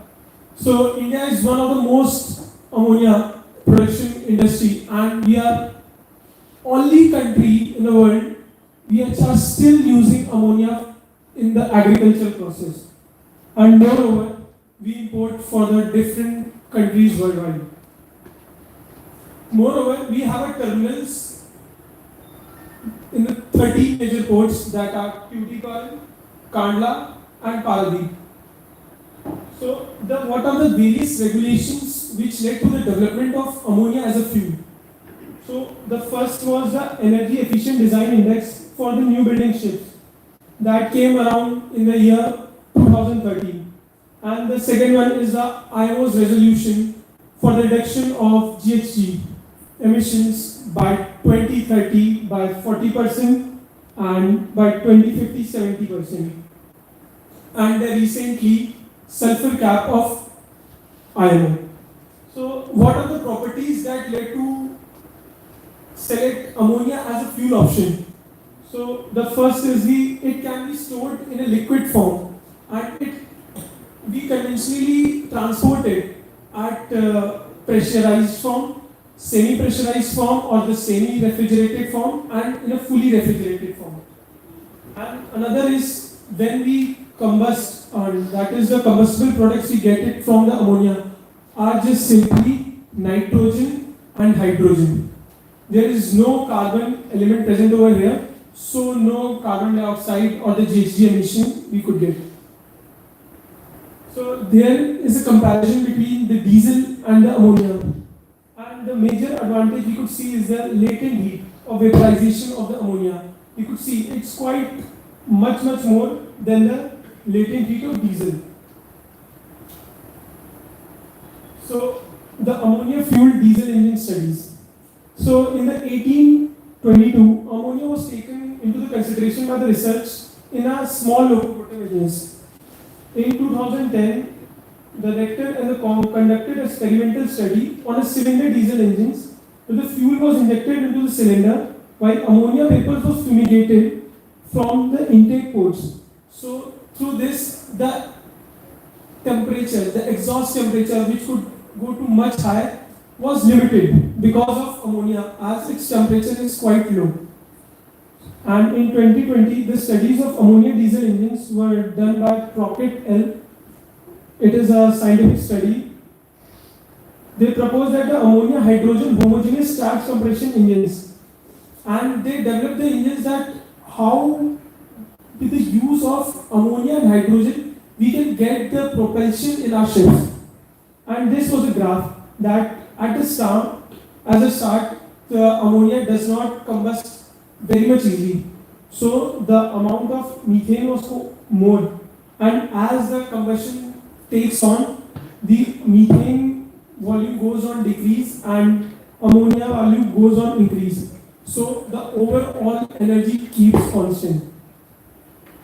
Let's now, what are the major developments that have been taking place? So the major developments of marine diesel engines and the manufacturer, the MAN BMW, as we all know, has studies on the alternative fuels such as LNG, methanol and LPG. They announced that their LPG fuel engines, and they have been working on the fueling this model with ammonia within a few years. And the second one is a famous manufacturing of engines company, Wärtsilä, which has focused on modifying the engines for ammonia fuel and ammonia production from the renewable energy, as we have discussed in the starting.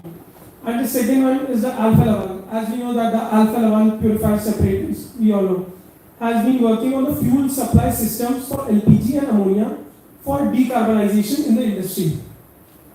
MAN Energy Solutions together with Shanghai Merchant Shipping Design and the Research Institute SDARI and American Bureau of Shipping ABS has also gone for the major development in the ammonia fueled feeder container vessels.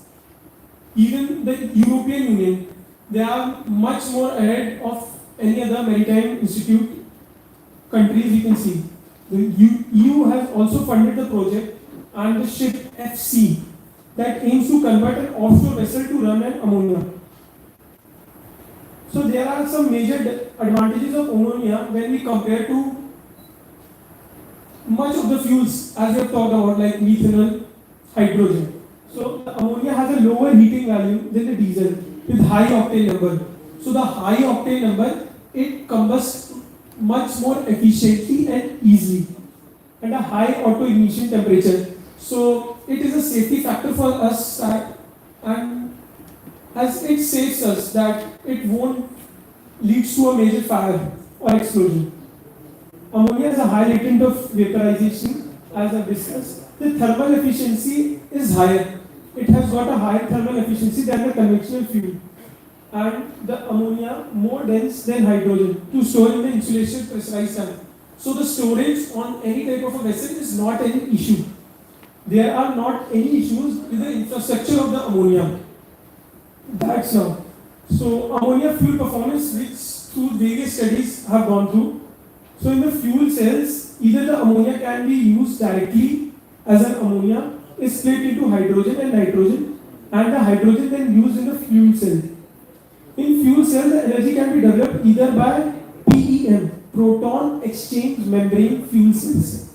With the help of proton, we are shifting the holes and the electron pairs as we have discussed in the electronics part. and then we develop the power in the fuel cell. And the PEM fuel cells are commercially tested in marine application. The fuel cell using the ammonia directly beside the SFOC, specific fuel oil consumption, alkyne and alkyne membrane are used for the development. SFOC using methanol and methane have been tested. So next will be the comparison of the marine fuel cell, and based on that, as there are the various marine fuels, so the marine fuel performance for the included ammonia fuel options produced from the natural gas, that will be NH3, NG, as you will be seeing over here, fuel cell, and the electrolysis based on renewable electricity, that is E, electric NH3, and for use in fuel cell, that is FC, and internal combustion engines, ICE and LNG. So it is an expert evaluation of the underlying aspects of the criteria available in the infrastructure and the administrative rules and regulations that are being developed. With the present safety regulations, and the scale is only from 1 to 4, with a poor, moderate, fair, well and a good is applied for the underlying aspect linked with the available infrastructure that we have till now. So as here you can see that the electric NS3 engines, the rate for each individual things are same, but they differ in the various other prospects that I see here, such as safety. When I see the safety, it is in the LNG, it is the highest safety factor. With the upcoming legislation, it is more in the NS3 criteria. Whereas in the factor of safety, if I talk about the table 3, the risk of explosion. So the risk of explosion is in everything. If we talk about the steam turbines to the modern diesel engines. So the result. So as you can see that it's a cost-effective future as we are being transported it from a long duration of time. And the energy system model indicated that in the climate scenario, the use of oil-based marine fuel decreases and expected in the short-term natural gas based in the form of LNG. Although ammonia has significantly lower storage cost as it can be stored in a pressurized form, semi-refrigerated form or fully refrigerated form. So storage of ammonia is not a big issue. Whereas the ranking of marine fuels to the NCDA.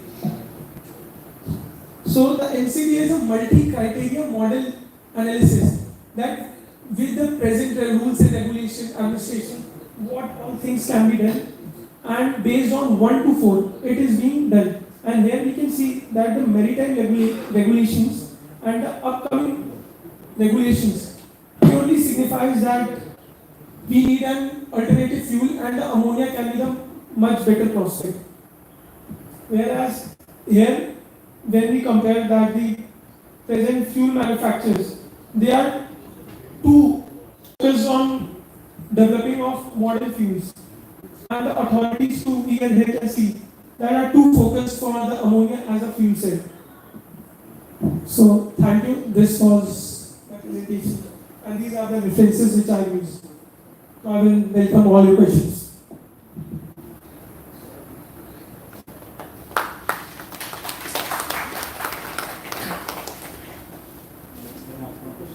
Yes, sir.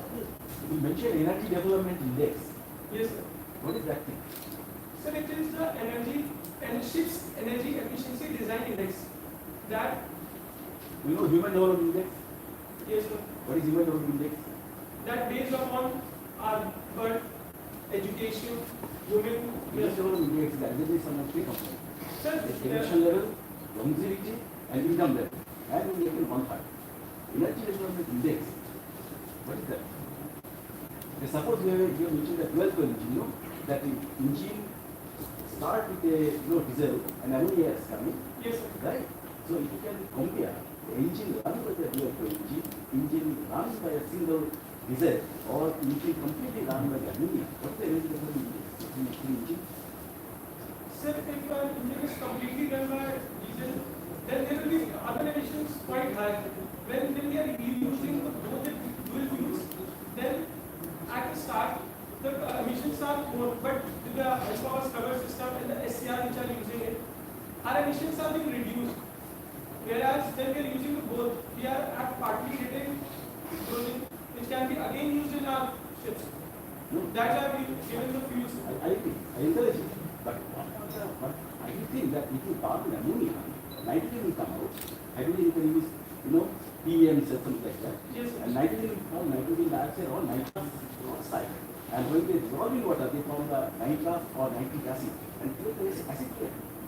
Sir, that I have, as earlier mentioned, there is selective catalyst method. Through selective catalyst method, we can reduce the emissions of NOx. You can do it. But if you compare with hydrogen and ammonia, hydrogen, if you burn hydrogen, you will get water vapor. Hydrogen from oxides, H2O, is the water. But sir, handling of hydrogen is not that much easy as that of ammonia, sir. What is the problem for We use hydrogen? self-care, sir. What is the problem for hydrogen? In Sir, engine, Sir, it is not that much. Sir, we cannot pressurize. Sir, pressurizing it at a very much high temperature, high pressure, it can be done only. okay, anyway. Go ahead, I can see. Anyway, thank you. I'll ask you a simple, basic question on the observation of the engine. Number one is peak pressure. When you use heavy fuel oil and when you use ammonia, which is higher. Number two, exhaust temperature, and number three, vibration, and flue gas percentage of carbon. Sir, as the first point of peak pressure, sir, we can control through VIT. As we are using the variable injection timing through VIT and FQS, fuel quality setting, we can get our peak pressure what is required, sir. So what actually you are getting very clear, if you compare and ammonia fuel, will it be higher or lower? Sir, it will be lower, sir, for ammonia. What for ammonia? So can you explain why lower? Because sir, it is auto ignition temperature is quite low, so we have to work it quite more to get that temperature. But the fuel can be burnt and we get that peak pressure for that particular unit or the engine. So peak pressure thrust will be more. It will lesser peak pressure. How can that happen? Sir, no, not like that. Sir, with the increase in the peak pressure, then we will get the thrust. As first we will be making that temperature. Then use of diesel at the time of the starting, which are using in the heavy fuel oil, that we once we get the particular temperature and the pressure of the unit, then we convert it to heavy fuel oil. The same can be done with the ammonia, sir. And then the same thing can be done. And vibration. So the vibrations will be same, sir. The axial, torsional and radial, sir. Now, is the vibration depending on the fuel temperature, any fuel temperature, and the timing of injection? Yes, sir. How? Sir, if we change to the fan angle diagram, Higher we fuel change. temperature. Sir, if the temperature is higher, then more power will be generated, more thrust will be generated, and then there will be more vibration. But we, if the temperature you increase, then something will do with the viscosity. Yes, sir. They may not be knowing that much, since they are not saying, they may not be knowing that much that.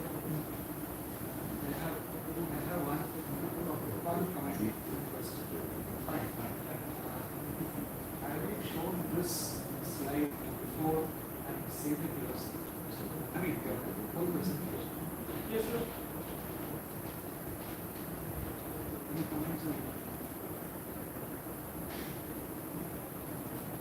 The other drawback we find is it might be very difficult to read what is written. You can make it a PPT presentation, no? Then it is going to say that. Sir, it's a PPT presentation, but But in you have an extractor straight away from the manual. Instead of that, you write that one in a PPT, font size you have to increase, so that it is visible for us and we can read from it. Several feature, but the large can read it. Bulleted points, okay? It's not just like simply copying the entire page there presently. Yes. So we are unable to read what you are saying. So we are following only what you are saying. They are not very good.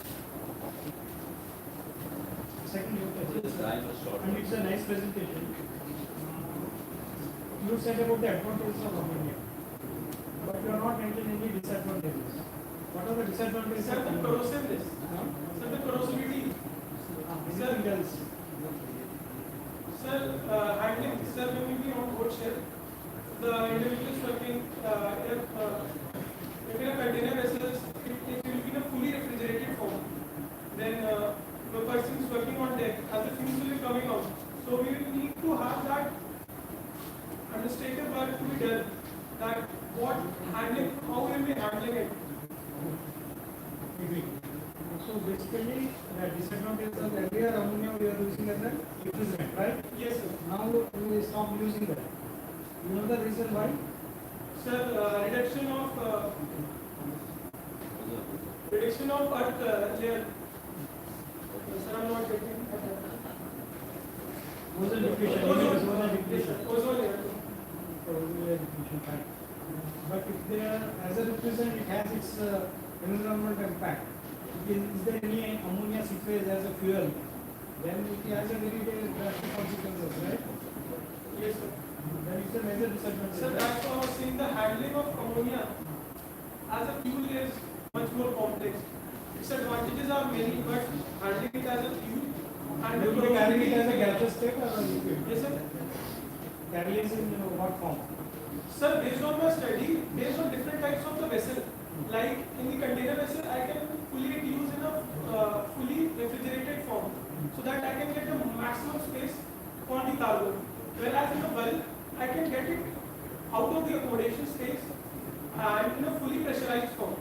Whereas in the container vessels, as it is being transported through tanker vessels. So definitely it is occupying more space than the fossil fuel, right? Calorific value, when compared with the calorific value, yes, and the amount of the fuel, right? Per volume. Yes, sir. So it has its disadvantages. Sir, as you said in the starting, the initial costing will be more, but the profit we are getting in, that's quite advantageous. Well said. Third point, as I said, has its consequences, noxious services. Yes. But it is not that much friendly gas, right? It has its consequences, and those are certain. There is another value. Okay. So is there any regulations which will govern this one? Yes, sir. That administrative regulations will be governed. But are there any administrative guidelines with regard to this? Have you done that research? So the Monte protocol that we studied. Monte protocol.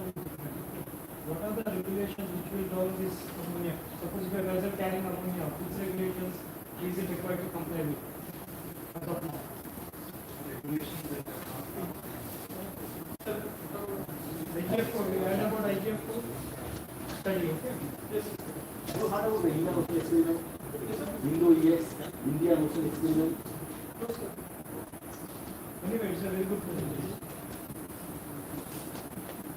Thank you.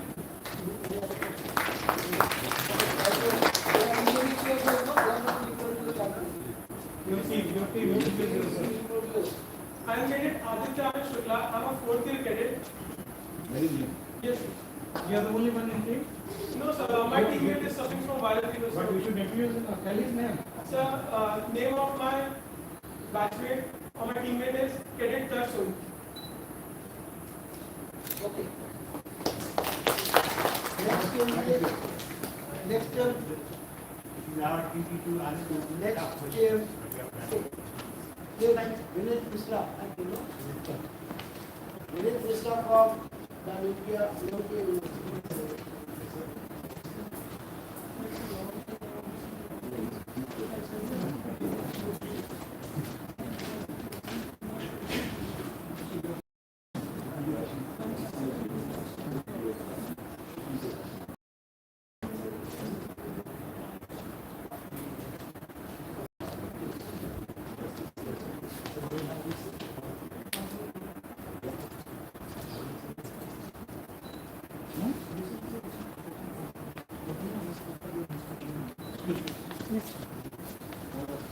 Very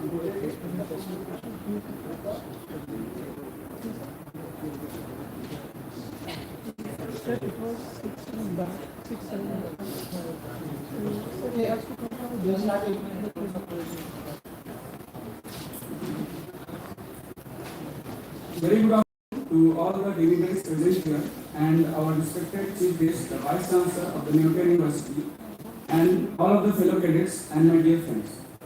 Me and my teammates are here to present a presentation on how we will be improving the plant maintenance system of seaport machinery. Who are they? Let me first introduce myself. My name is Virwan Mishra. I am a fourth year cadet and I am here with my teammate Najib Ahmed and Sobik Mandal. Our route. We are the cadets of the School of Maritime Studies, which is at the Newton University. Before beginning with my presentation, I would like to introduce to you what is maintenance. Maintenance is referred to as the technical and administrative activities carried out or required to keep the equipment and other installations in desired operating conditions and restore them to normal operations. It also includes the actions to be taken to optimize the performance or a specific function of the equipment to run at its maximum capacity, rate, and its responsiveness to another affecting factor. Maintenance cost is a significant part of the operating cost, and the breakdown and downtime has a huge impact on the plant capacity as well as health and safety of the crew and the environment. To reduce these breakdowns and downtimes, we need to plan our maintenance, and in the presentation today, I will be talking about how the present plant maintenance system operates and how we will be improving it. Introduction to the PMS. So, what is plant maintenance system? Plant maintenance is a proactive approach to maintenance that focuses on minimizing the downtime and cost associated with breakdowns. The process starts by identifying a maintenance challenge we want to address, such as reducing downtime or increasing the lifespan of our assets and equipment. The plan is based upon the manufacturer's instructions, running out of the machinery and machinery conditions. Why is PMS important? The PMS is important to save time and operation costs by reducing the unnecessary downtime and the need of emergency repairs, to ensure that the vessel is always in compliance with the regulatory requirements, which can help avoid fines and penalties. What are the challenges of PMS? Manual data entry. Current PMS rely heavily on the manual data entry, which needs human intervention and which is time consuming and prone to errors. Next challenge is the lack of integration. The current PMS system lacks in integration with other onboard systems, leading to inefficiencies and data silos. Data silo stands for the data gathered by equipment which is inaccessible or unavailable by another equipment. Limited analytics. As I talked about the data silos, the current PMS system offers limited analytic capabilities, making it difficult to identify trends and improve strategies.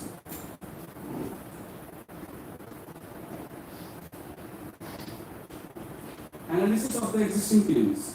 In order to design and improve PMS concept, we need to analyze the existing PMS. The analysis is used to identify the internal and external factors affecting the plant maintenance system.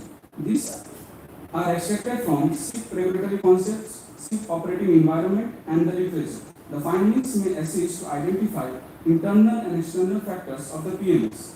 In this context, since technical and operational factors are considered as internal, administrative and managerial factors are considered as externals. The factors are divided into four groups: strength, weakness, opportunities, and threats on the basis of analysis. In order to improve the PMS, we need to address the weakness and threats of the existing PMS. The weakness includes performance of unnecessary maintenance, which have a potential for hazardous damage to the components in conducting unnecessary maintenance, and have a significant startup time since PMS works with a software which may have a complex interface and regular updates. The threats to the existing PMS are: it needs well-trained crew and require continuous updates due to regulation changing, and it is difficult to check whether the work is done. Approach towards improving the PMS. In this context, I would like to introduce the concept of smart shifts. The smart ships utilize technology, sensors, and predictive maintenance to improve ship performance. They integrate robotic platforms and reliability tools to enhance inspections, maintenance, safety, and performance. Onboard sensors monitor machinery parameters, collecting data for condition monitoring, and the intelligent ships will enable owners to make more rapid operating decisions by analyzing the real-time data and the real-time information regarding the condition of the onboard equipment. Thus, this will lead to the evolution of the maintenance from fixed intervals towards tailored predictive maintenance, which will boost the performance and safety of the ship. The approach to improve PMS is primarily hinged to onboard measurement with improved sensors and improved sourcing and processing of data. The onboard measurement campaign aims at collecting real-time monitoring information and raw data for the machinery reliability analysis and assessment. The onboard measurement methodology aims in answering 5 questions: which, what, when, who, and how much. The what stands for which system or parameters will be monitored. When stands for when will, at what interval or when will the selected system or parameters will be scheduled to monitor, and who includes the crew or technicians who will be monitoring the system or parameters, and if sensors or portable equipments will be used refers to how, and finally the cost of implementing different monitoring sensors or portable equipments is also taken in account, which refers to how much. Machinery data sources. The machinery information contains class reliability data, ship machinery drawings, critical job list, and maintenance information from operators and real-time monitoring data. The ship machinery data collected is divided into 4 subsections. This include classification society information, real-time monitoring, the PMS, and the machinery drawings. The real-time monitoring data illustrates the machinery components and parameters we analyze for condition monitoring. Condition-based monitoring. Condition-based monitoring is defined as the maintenance carried out in response to a significant deterioration in a machine as indicated by the change in monitor parameter of the machine condition. Condition-based monitoring focuses on not only fault detection and diagnostic of the components, but also degradation monitoring and failure predictions. Generally, condition-based monitoring can be treated as a method used to reduce the uncertainty of maintenance activities and is carried out according to the requirements indicated by the equipment condition. Related to the particular instrumentation used for condition-based monitoring applications, 2 methods may be employed, the offline and the online methods. The offline methods consist of periodic measurements and allows trend analysis to be performed for the sampled parameters after a period of data collection activity. The online method is used for continuous monitoring by installing permanent sensors and wiring it to a data acquisition and processing system. So from here, I would like to pass on the rest of the presentation to my co-presenter. We will be talking about the softwares and the cost analysis of the softwares. Good afternoon everyone present here. My name is Najib Ahmed. I am 3rd year student of Marine Engineering from the New York University. Now I am going to continue our presentation on improving PMS from where my teammate Dinesh Kumar Mishra has left. So in this slide I am going to discuss about Ship Manager software. A Ship Manager software is a software used for planning of survey, auditing of vessel and assessing the health of the ship. Nowadays classification societies are preferring a certified Ship Manager software to be used on board ship. There are various ship manager systems nowadays some modern ships are using. Some of them are Amos, BASNet, DMET Ship Manager and many more. Now we will discuss some of important benefits of Ship Manager software. The first point is optimization of vessel maintenance management. The optimization will help us to reduce the cost of maintenance and risk of breakdown. The second point is easy to use. It will improve communication by using easy and common user interface between ship and shore. The third point is prepare and document all planned and unplanned maintenance tasks. Planned maintenance and unplanned maintenance are 2 different approaches to keeping equipment and machinery in good working order. Planned maintenance is a scheduled approach to be used by historical performance of the equipment. On the other hand, Unplanned maintenance is a reactive approach that is typically used when something breaks or stops working. The next point is define and schedule counter or calendar-based tasks and condition-based tasks. A counter-based task is based on usage of machinery, basically the running hour given by the manufacturer, and the condition-based task, which is also discussed by my teammate earlier. The fifth point is categorization of job. By using the shift manager software, we can categorize job and element according to some relevant criteria like class relevant, safety relevant, or origin.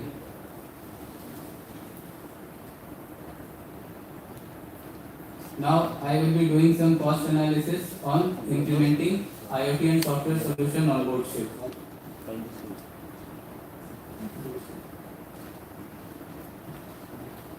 While implementing the IoT and software solution on board ship, there are many factors we have to consider, but some of most important factors I am going to consider. The first factor is the upfront cost.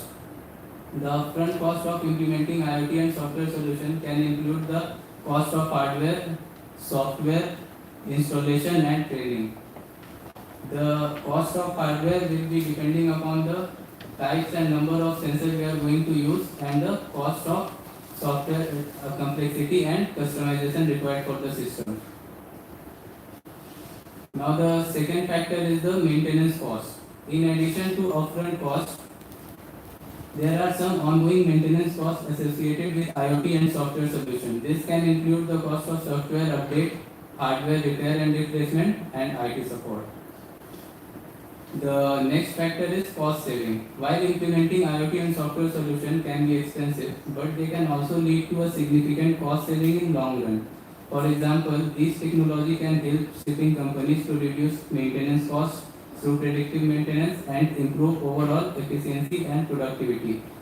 It's important to consider potential cost saving by analyzing the cost of implementing IoT and software solutions.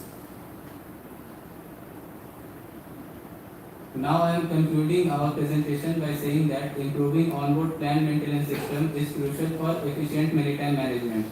A robust PMS can help ships comply with regulation, improve safety, reduce costs, enhance environmental sustainability. It's time to take onboard maintenance system to the next level by investing in the right technology, process and people. Shipping company can unlock new levels of efficiency, safety and sustainability. Let us work together to make our sea cleaner, safer and more productive. And these are some references from where we have prepared our presentation, and thank you.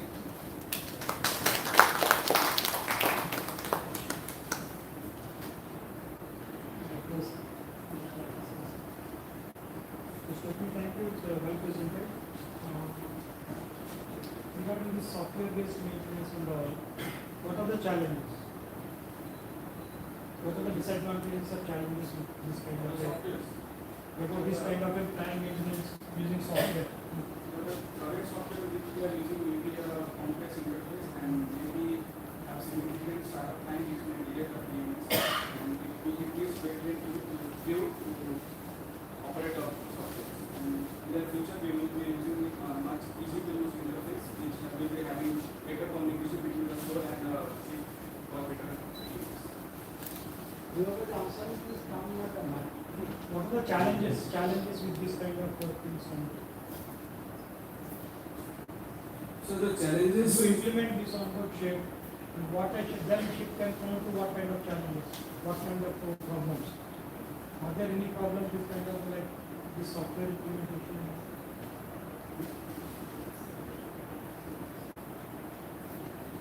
Sir, I think there will be no problem, but one and only problem will be there.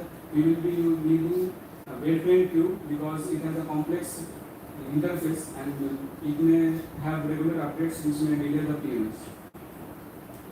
Has its cyber risk challenges, cyber attacks involved? So although if we have It may have cyber virus risk. and malware is there, then it can they may totally go knock out. Okay, so then Sir, you should have a backup and a storage. Okay. These are all the challenges to get up. Cyber risk management, mitigation techniques which we have. Okay, and then protection against unauthorized intervention and controlled versions. Okay, these are all the challenges which we need to take care. Any questions? In the past, so many of the vessels are already using such softwares, correct? Like you use Amos, Vast, I think they have been there for the last 10-15 years now. Now, can you tell me in small points or key factors only what actual should be really done to improve them? Just in few or 5 points are there, I know. Just tell me those 5 points. Sir, improve them, just we need to implant the permanent sensors, which will be collecting data by monitoring the parameters and the systems, and we will be making a history of the past maintenance and the trends and analyze them to carry out of maintenance. That will be predictive maintenance before the break. That is one. Second, the condition-based monitoring, sir. If we you are already predictive. You have mentioned in your PPT, that's enough.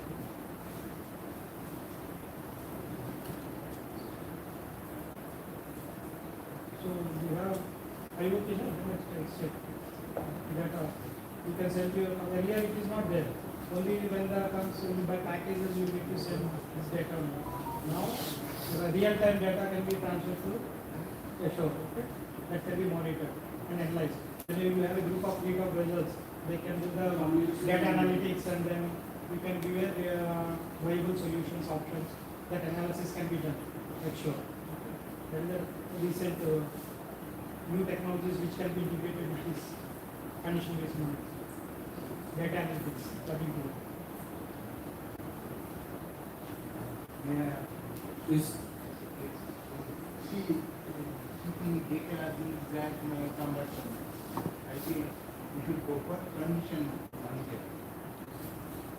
Now, is it safe only to see the condition and on that basis ships will run? Now, as for example, for gearing, there is a vibration. Now, one way to control to see the frequency on and check you can see the condition. Ideal is one frequency graph and there is problem it will be answered. So how you think if you are engineer, which one you will prefer? Sir, we don't not only using the condition-based monitoring, we are also using offline methods also, and we will also do the plant maintenance. Along with that, we are using condition-based monitoring or more improved condition-based monitoring by putting online data collection like continuous data collection, and then we will do that.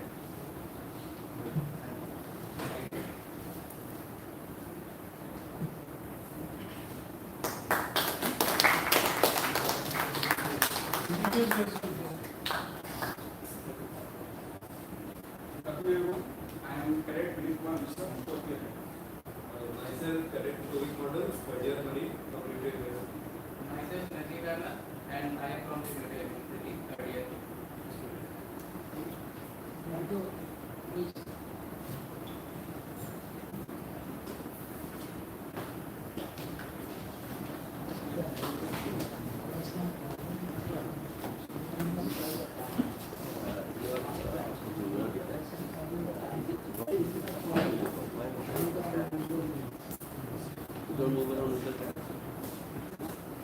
Okay, next on the next meeting is the fifth. Yes. The last day. There is a parade. I did not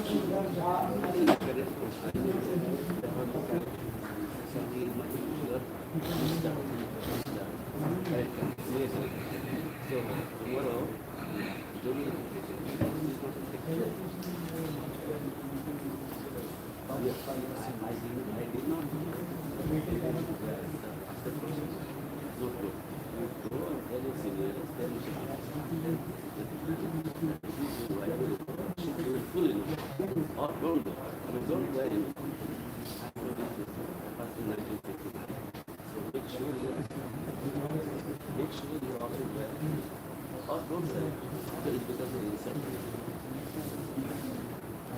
Next one will be you need to do I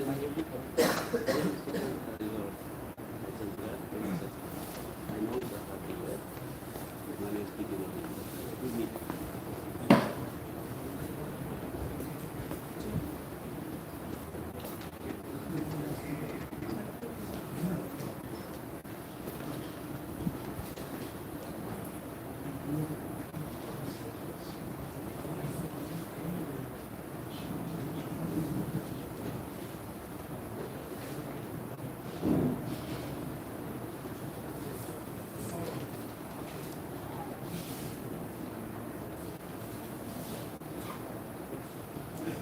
সেটা ঘুরে বেড়াচ্ছে তাই বলে দিলাম system নেই বলার নেই বলা নেই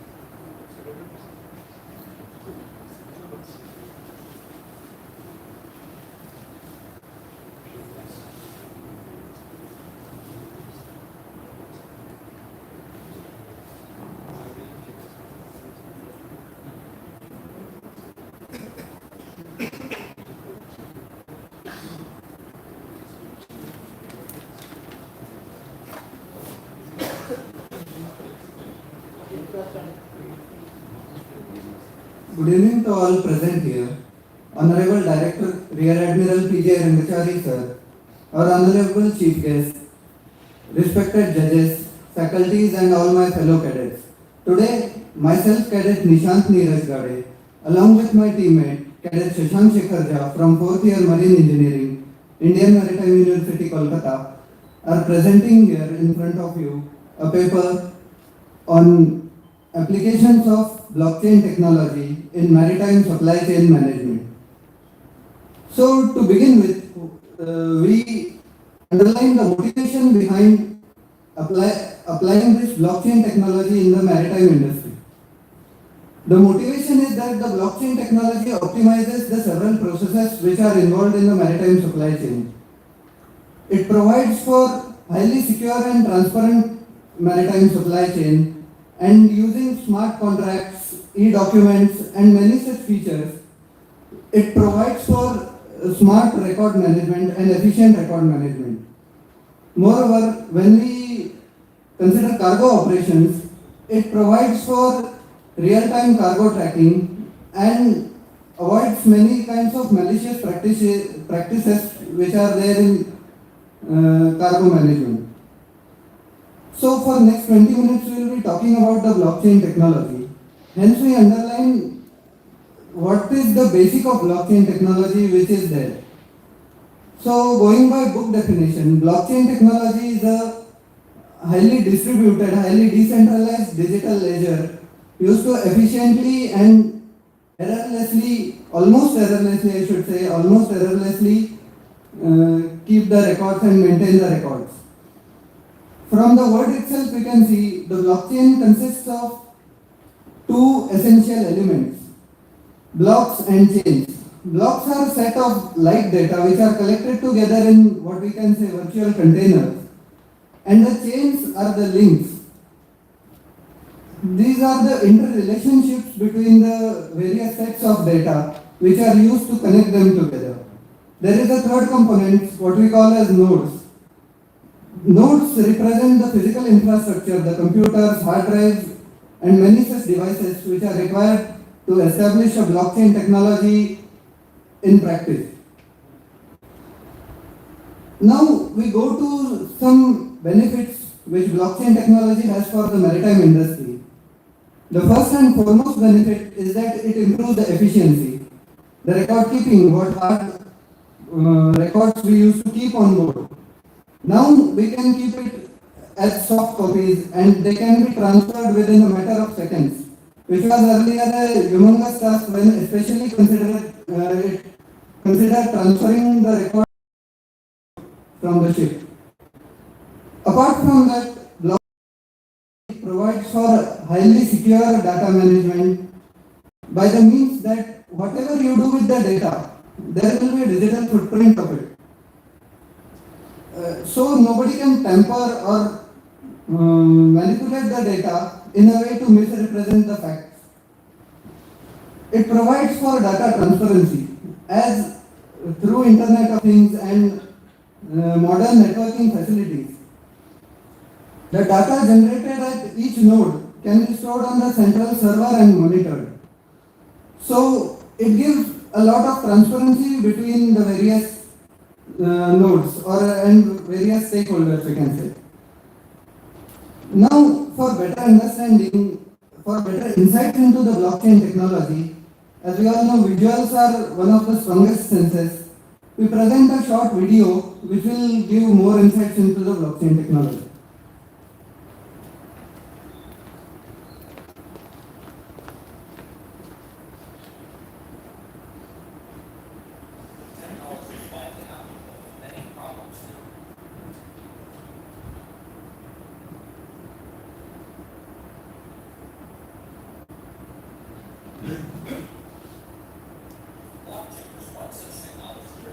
Maybe speaker you can direct to the speaker. आपका लैपटॉप उधर रखा है.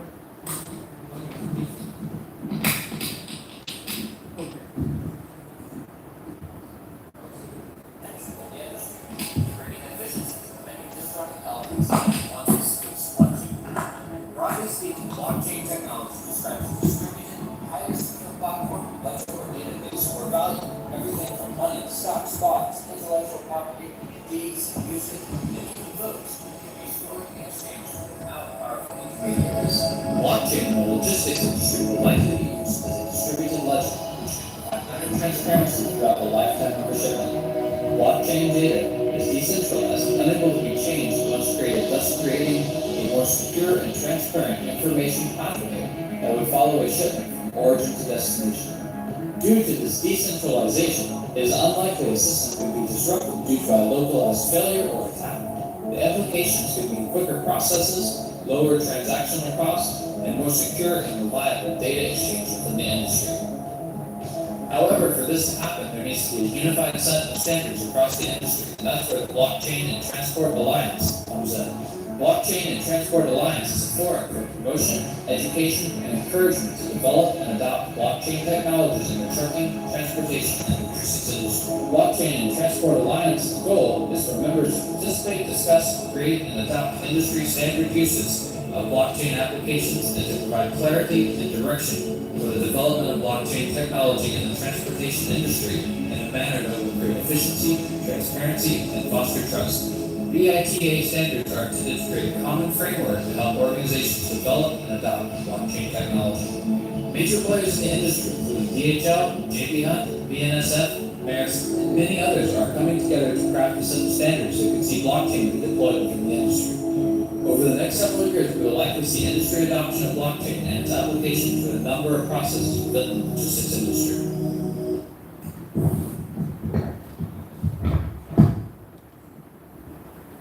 Going further, I hand over the dais to Cadet Shashank to take you further into the presentation. Good afternoon all. Thank you Nishad for the presentation. Now we have to visualize how the blockchain technology will work real and how it is useful in document management. Actually, on using the blockchain technology, it is a very efficient and transparent way of using the, and it is a faster way of clearing all the clearances and reliable for the record keeping, and it is also increase the risk of the manipulating, reduce the risk of the manipulating the data, and it will reduce the human errors.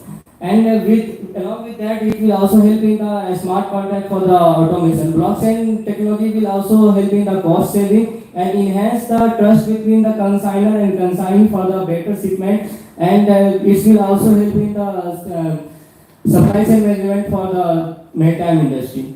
And one of the most important part for the blockchain technology is it will help in the real-time shipment tracking. And on using the real-time shipment tracking, the consignor and consignee will get the up-to-date information of location and the condition of their cargo. On for it we are using to IoT Internet of Things devices, and it will improve the efficiency, and it gives a very efficient and faster response for the maritime supply chain management. And one of the most important factor for this is avoid the malicious practices and cargo tampering for the maritime supply chain management. Blockchain which have a success rate of 95%, and it will be also helpful for the supply chain management and it drastically reduce all the malpractices and which help in the supply chain management. Now I hand over to Nissan for further. Thank you, Shashank. As we know, maritime industry is a highly decentralized industry. There are many stakeholders and many components to it. Hence, it requires a lot of global collaboration between all these stakeholders to run the supply chain efficiently. For this, what we require is there should be trust and transparency between these stakeholders. Blockchain helps about to bring this trust and transparency by means of reducing data asymmetry, or what we call discrepancy in regular language. For example, when we record in the logbooks, the engine room logbook and the deck logbook, if there is some difference due to human error, then it counts to a discrepancy. However, by using blockchain, on a single click, we can send the records to both the logbooks, and hence there will be no discrepancy. And moreover, as it is digitized, it cannot be tampered with. This finally leads to more efficient supply chain management and better coordination between the stakeholders. However, even the blockchain technology, which is regarded as one of the modern technologies by many, is not free of challenges and major considerations. The first and foremost consideration is the scalability issue. The data generated is so vast, it is so voluminous that we require huge storage, we require huge computer facilities to actually establish this blockchain, to actually implement this blockchain in current existing infrastructure. Apart from this, the inherent complexities in the blockchain, including the cyber security, the networking, the strength of network required, and the integration of blockchain into current technology, as our honorable chief guests are underlined, our honorable keynote speakers are underlined, that most of Indian ships, and which is the fact, in fact with many countries, they are running ships which are 20-30 years old. Hence, implementing or integrating that physical infrastructure with those ships is difficult. Apart from that, regulatory compliance is another challenge which blockchain technology faces. Some regulators may not take the data from the blockchain technology or digitally generated data in essential to be very reliable, or may not even consider it as authentic at all. So, in the conclusion, we can see that blockchain technology has many inherent benefits. It has potential to optimize processes and has a vast array of applications in the maritime industry. However, there are some challenges and considerations which need to be addressed first before we can think of full-scale application of blockchain technology in the maritime industry. But a data-driven, scientific approach, a fact-driven approach can still be used to effectively implement this technology in the maritime industry, which will make the maritime industry more friendly to its stakeholders, more efficient, and will lead to in in essence, we can say that it will lead it will deliver its parts in global integration. Thank you very much for your kind attention. We are open to question and answers.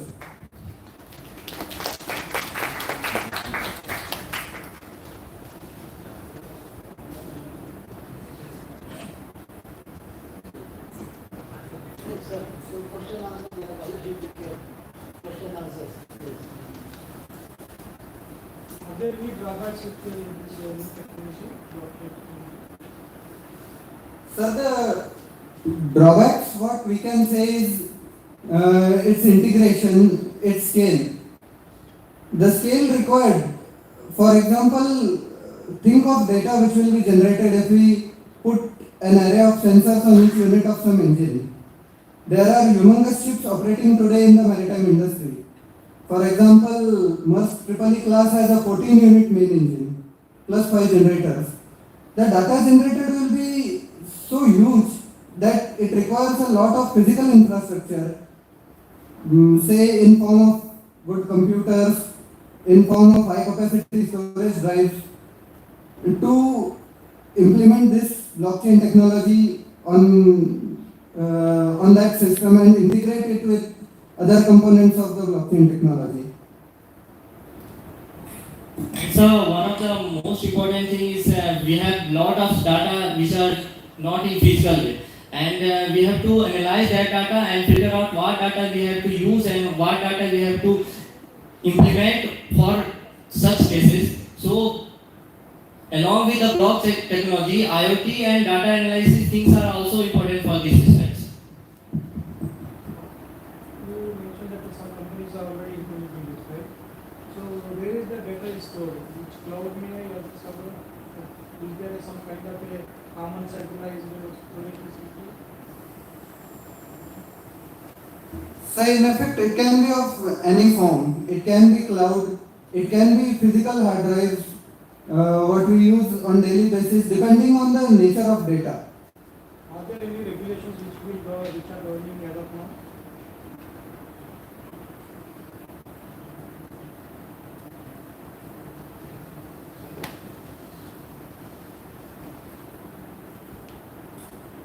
Sir, we'll find out. Maybe it is not covering as a whole in totality, but there are small conventions which will talk about the electronic documents exchange, for the posts and chips and all, which is already there. Yes. Like your survey and certification in electronic forms, that exchange. You don't need to carry the physical certificate. Yes, yes. So we can think and integrate with such kind of a convention. Maybe it is long way ahead to come and streamline with regulation. Have you heard of Bitcoin? Yes, sir. That linked with the blockchain? Would you like to say something about it? The drawbacks with it. So what we see that when such things like cryptocurrency are considered in the blockchain, it actually, we can say that it is a risk kind of thing when considered in maritime domain, because firstly it leads to cyber issues inherent with cryptocurrency, and second thing, it is not recognized currency by any government. The organization. If it falls into the wrong hands, it can be misused for any of the Yes, sir. illegal activities. Bitcoin is the only one which is dependent on the invention.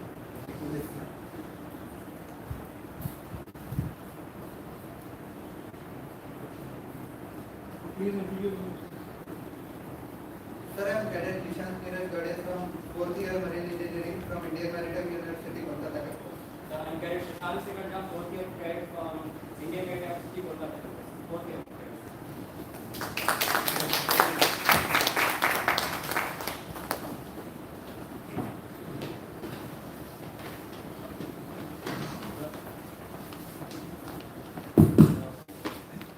Thanks to all the participants for their nice presentation.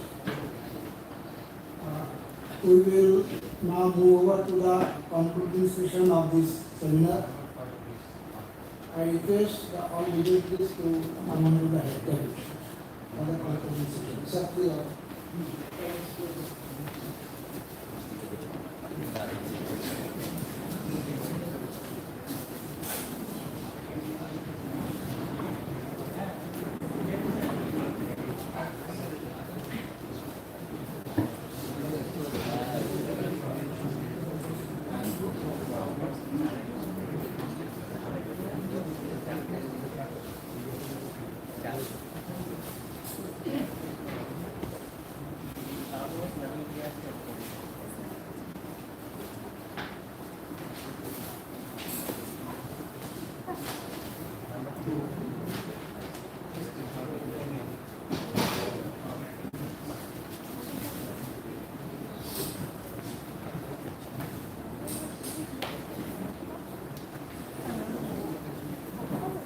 as the judges will take some time, probably for that our chief judge is still working on it. So we give them some time. In the meantime, we proceed with the concluding session. I request our patron and campus director of Indian Maritime University, Kolkata campus, Rear Admiral Dr.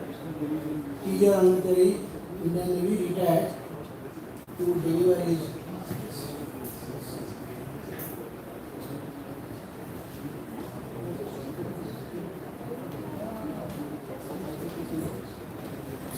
Dr. V. Ghosh, the Vice Chancellor of the Kolkata University, esteemed alumni of DMET, dignitaries, other professionals who are here, judges, well-educated judges, faculty members of this campus, the cadets of this campus and from Kolkata University, ladies and gentlemen. At the very outset, I would like to thank the Institute of Marine Engineers and also the Institution of Engineers for organizing this seminar and also technical competition. It really isn't a competition, but it, more than anything else, it has given an opportunity for all the cadets and indeed all of us to get educated on various paradigms of the marine sector. As has been very rightly pointed out by the speakers, change is the only constant thing. So we have seen this kind of a change right from the very beginning. There have been constantly changes that have been happening in various paradigms. And marine sector, maritime industry, maritime domain is no exception. In fact, the changes have been very cyclic. Whatever changes that have been seen in terms of technology, practices, etc., they have found their ways into various sectors, both from within the maritime industry and from elsewhere. So it is a conglomeration of various types of changes, various types of technologies, finding their way and their applications in various walks of life. And therefore, it is only appropriate for all of us to be constantly discovering, rediscovering, inventing, reinventing all that is wonderful for us. And the human endeavor is always going to be to find out what is going to be useful for them or for him to do whatever jobs that are required to be done in any number of ways, starting from optimizing something or to minimizing costs, minimizing effort, and also to use the intelligence which has been accumulated over a long period of time for the benefit of mankind. What is really gratifying for me to see is that the cadets have been given an opportunity, and many of them have worked hard to understand something which is beyond their normal scope of syllabus, and they have tried to figure out what's happening in that area where they will soon find themselves, and how they need to prepare themselves for that journey, which is very much in the offing. So it is also very nice for me to see that we have our esteemed judges here who have been asking probing questions to figure out whether the cadets have done enough studies, whether they are aware of certain facets of whatever that they spoke about, and what needs to be kept in mind in order to make their journeys that are very much there in a few years from now. For some of them it will be 6 months from now, and for others it's going to be not many years from now. So whatever it is, I think it's a good opportunity, and I must thank the organizers for giving this opportunity year after year. And we are indeed very privileged to conduct this seminar in this place. And we are also very happy to have the Vice Chancellor of New York University and indeed all other dignitaries who have come from various fields, who have rich experiences, and they are here to share those experiences for the benefit of all of us sitting here. I feel that, one of the most important things that I always felt as a marine engineer is that whatever might come and go, all these are add-ons. The core of marine engineering shall remain. You have to be a marine engineer first, deep within your hearts, in your veins, and that is very, very important. All other things, many other things, we keep talking about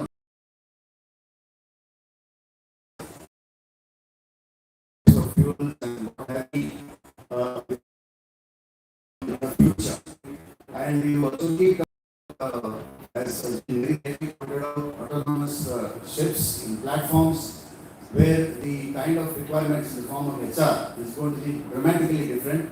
And there is always a question mark. A lot of papers have been written about it as to how we are going to manage what will happen to all these youngsters 20 years from now or 30 years from now. Where will they find them? Will they find themselves on board or ashore? Or will they be operating these ships through all those technologies which seem to be gathering? And we are being sort of thrust with it to embrace it or be left out. But there is always a danger in all of these things. If you do not have the man in the loop, it's going to be difficult. And all of us recognize that. In some form or other, we have to have the man in the loop. And it's only natural that we therefore prepare to embrace those technologies, understand them, make them an integral part of our lives, whether it's machine learning, artificial intelligence, blockchain technology, and whatever that is, or any other, all types of fuel and those technologies related to that, to constantly improve our lives at sea. But at the same time, we also have to know that we should be on top of all that and not be at the mercy of it. And therefore, it takes us to be not only to be aware of those, but also to know what we need to be doing in order that all of these things work for us and not work against us. There are certain theories and other papers which are there, analyses have been conducted as to how they can even work against us. But then, having said it, to put it very simply, what is going to happen to the basic human intelligence if somebody else is going to hijack it? Are we going to be puppets in the hands of something that has the emulated intelligence of many people, and what is going to happen to this individual? Is he going to be left away, who is otherwise a professional? So all these questions are there, but then the important point is that we have been given an opportunity to debate, and it's a modest beginning, I would say, for all the cadets who are here, to, as it were, the window has been opened for you to see how much more you can see from that window and how far you can see and how long you can walk that journey, and prepare yourself for what is going to be, in my words, the most wonderful journey at sea. Because sea is baffling, it will continue to baffle us in myriad ways, and we need to be there, friendly with it, be a part of it, and at the same time make the most of it. Thank you very much.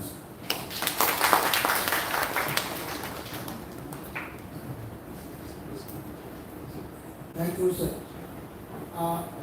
Now, there are 5 teams who presented the paper.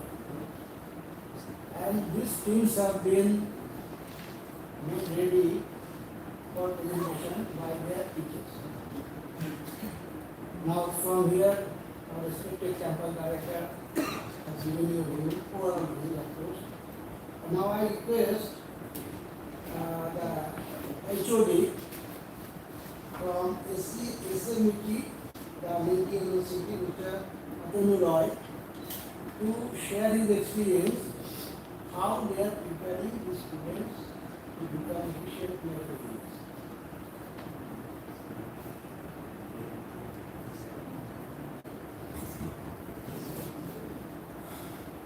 Good evening, everyone.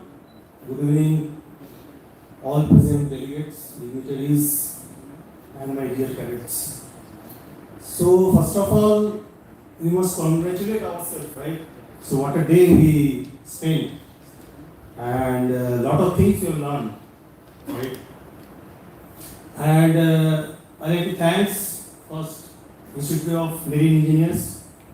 Institute of Engineers of India, Marine Division, and Institute of Marine Engineers, collaborative effort to make the event.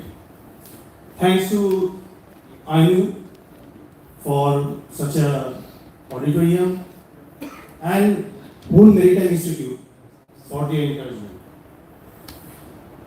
So, dear cadets, today what you explained in the seminar, the new development, it's really a new sights what we have seen from your presentation. From the blockchain development, PMS development, and lot of things what you have delivered that really encouraging. From your standard, what I can see, I don't know who is going to be first or second, but if I place myself, 23 years before, the presentation you have made, I could not make that standard. So for me, you are all much better than me. So I must congratulate you, all of you, and thanks for your time and effort. For me, like this generation is always busy in WhatsApp, but today I see no. They are using the WhatsApp for their benefit. So I feel in future, the benefit and not, disadvantage, advantage, whatever come, we will definitely use the advantage for the development, right? So thanks all of you, and have a good day.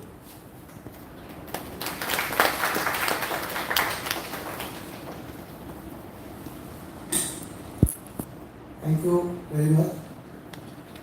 Now the time for the Chief Judge to say a few words. He is still busy.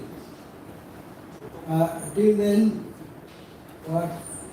what is there in my mind is we have Professor of Practices, Mr. Soumitra Yogi, who has joined INU from INU Kolkata campus, from your campus.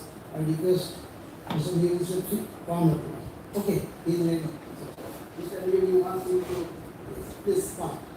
Oh, you are inviting some? No, I was just... No, please. Because we are physics, so that's why I told you, but please come. Sir, please go ahead. Good.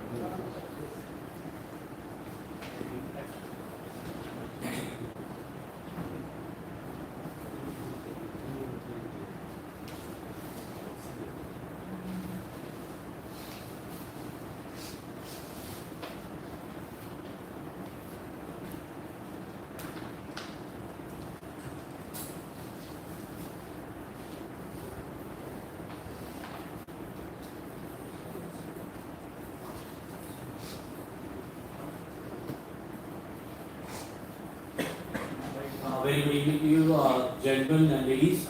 Thank you for inviting us for the intellectual seminar which was held on new technology for efficient maritime management. Thanks a lot for the invite, and to Institution of Engineers India and Institute of Marine Engineers Kolkata Branch chapter. I also thank our fellow judge, Sri Ramkumar Vishwanathan and Sri Shubhata Mukherjee for compiling and assisting me during the entire period for the efficiency of results.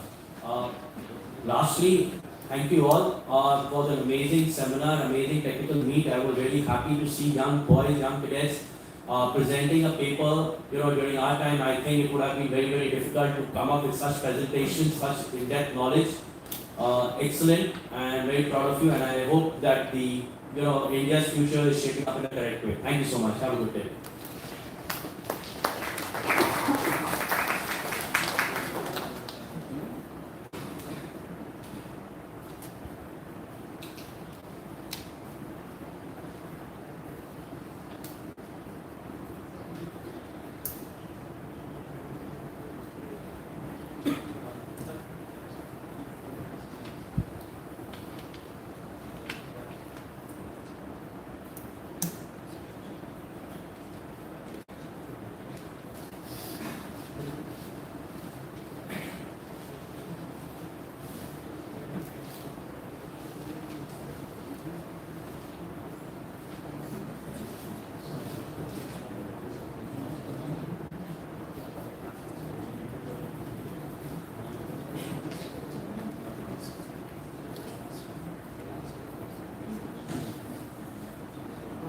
Now I request our chief guest,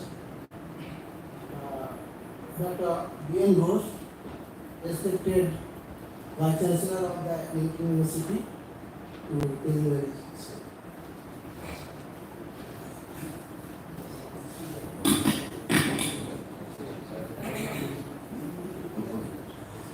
Respected dignitaries on the dash, my dear colleagues and my dear students.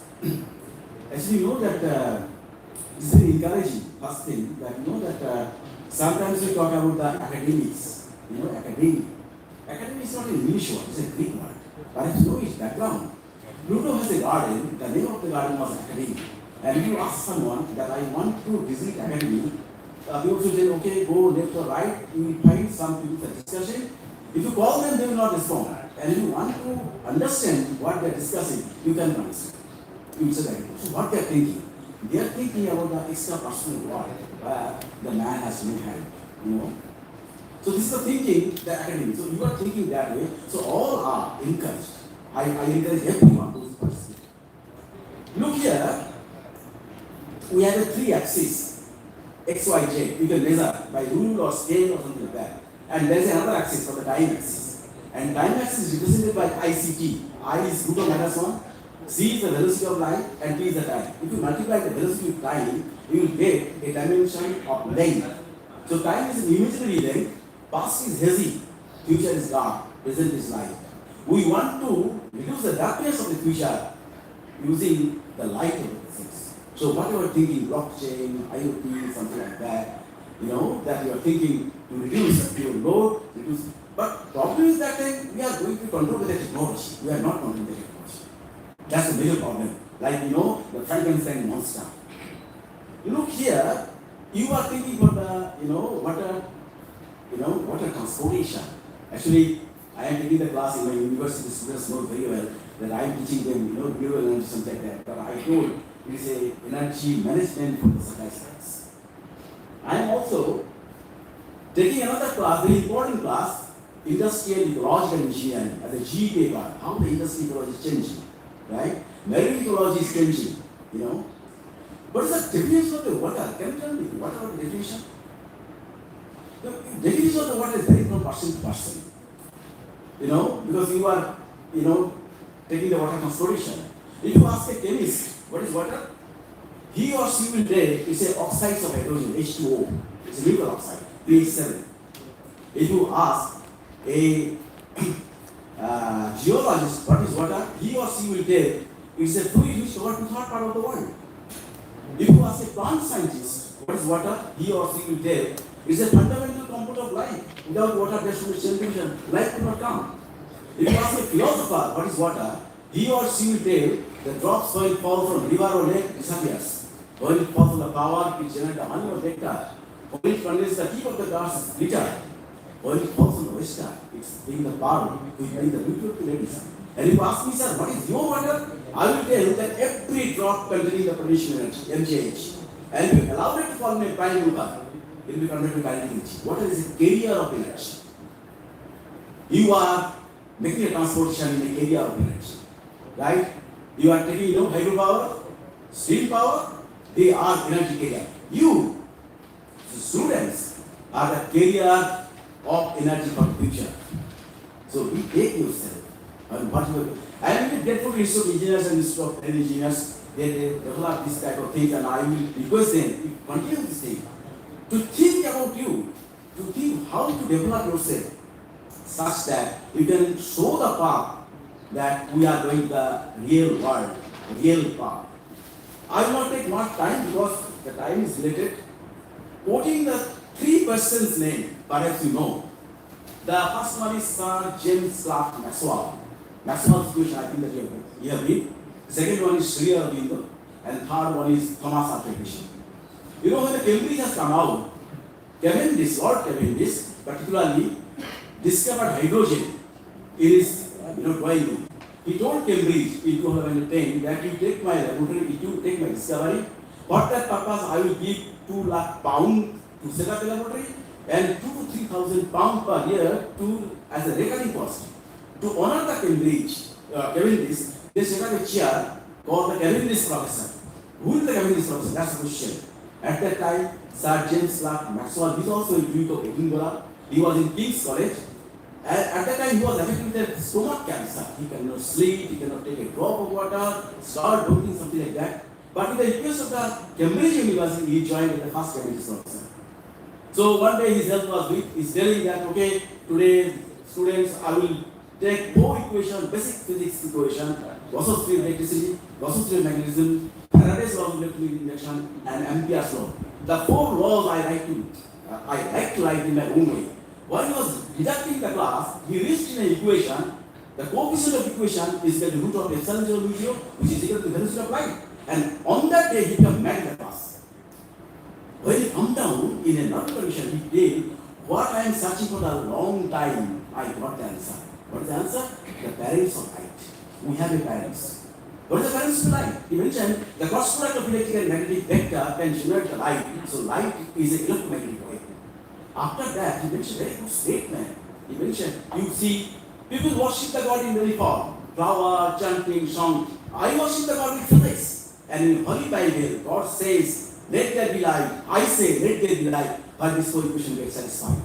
Students come out from the class and told, it's Maxwell's equation. Today your mobile phone is working on Maxwell's equation. Second, Sri Aurobindo, Rishi Aurobindo. I have to know. You know, in 1904, his rank was 13 and ICS examination, and he was offered a magistrate course in London Metropolitan Court. He refused. And he was asked why. He told, I return back to the country. I know the country is going to be free, and if the country is going to be free, they are requiring economic restructuration. Engineering and technology is an essential component, and I want to. He came to Jaipur, started at college, CET Bengal, College of Engineering Technology Bengal, and the first day he mentioned, the student will stop their motherland. I am putting that in you, stop their motherland. Third one is Thomas Salvation. You know, famous 1091 patent, bulb, camera, cinema camera, everything.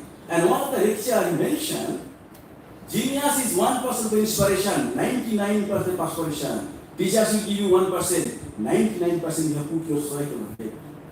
Then become just. Thank you very much for giving an opportunity. I am really grateful to you that I could, you know,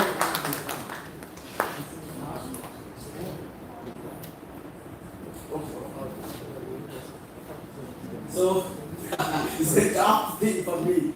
You declare, you are all equal.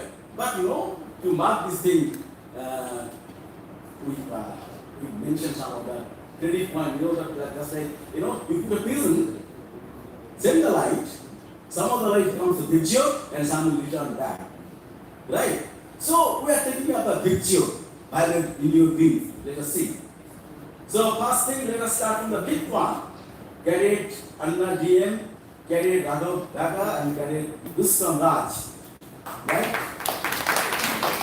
Fourth one, Cadet Aditya Shukla, Cadet Tarashwani.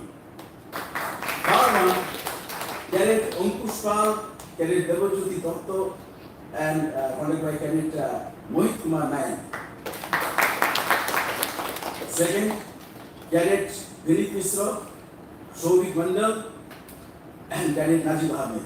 And the last one, Cadet Shainik Shekhar Jha, Cadet Nishant Niraj, and Roderick.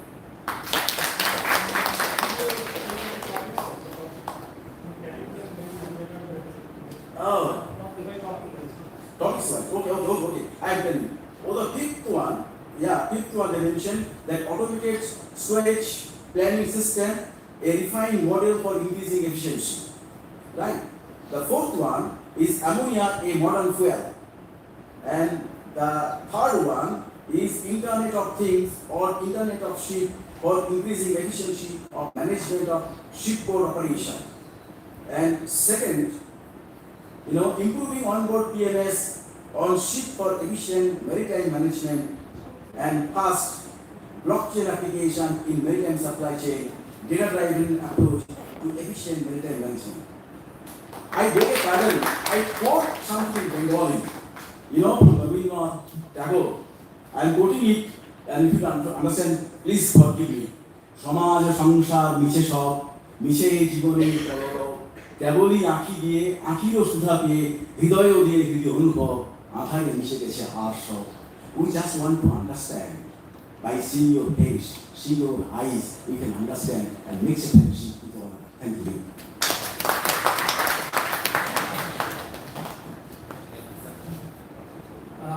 Now we'll distribute the prizes. And as I told you at the beginning, the Human Maritime Institute was pleased to give the prizes to the winners. So the CEO, Mr. Mukul Hun, is present here. And with him also Mr. Ramkumar and Mr. Ashim Bandyopadhyay. They are also present from the Human Maritime Institute. So I request Mr. Ramkumar, one of the judges, and Mr. Ashim Bandyopadhyay to come on the dais to distribute the prizes along with Mr. Mukul Hun.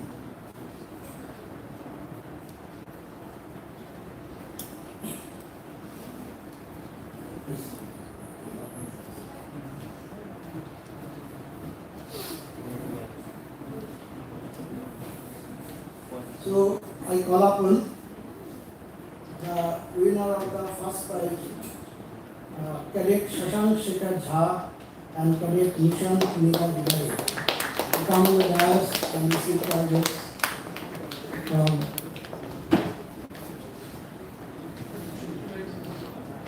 This is the first prize for blockchain application in maritime supply chain. Cadet Shashank Shekhar Jha and Cadet Nishan Neeraj Gare.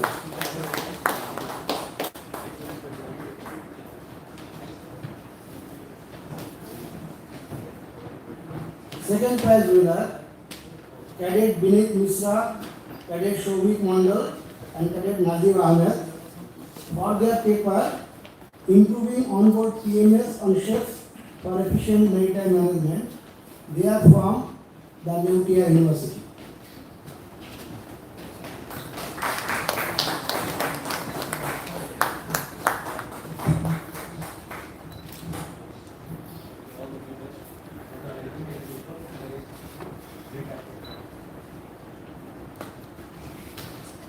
Third prize owner, Cadet Ankush Pal, Cadet Devajyoti Datta, and Cadet Mohit Kumar Naik, for their paper Internet of Things or Internet of Ships for increasing efficiency of management of shipboard operations, from the Neutia University.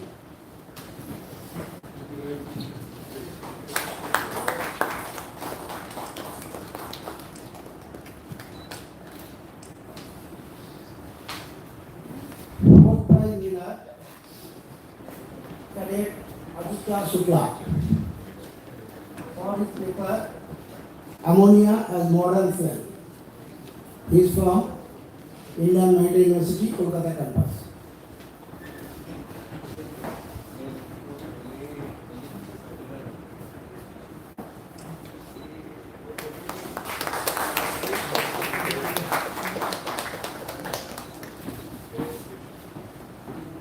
Fifth prize winner, Cadet Anna BM, Cadet Raghav Dhaka, Cadet Rustam Raj,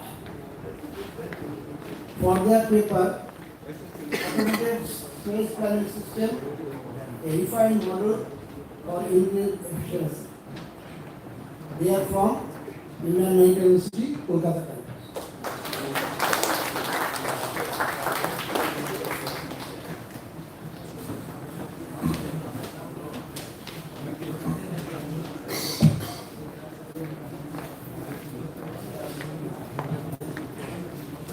With this, we come to the end of this prize distribution and paper presentation. Now, I request Vice Chairman of IMEI Kolkata Branch, Mr. E.K. Sarkar, to propose a vote of thanks.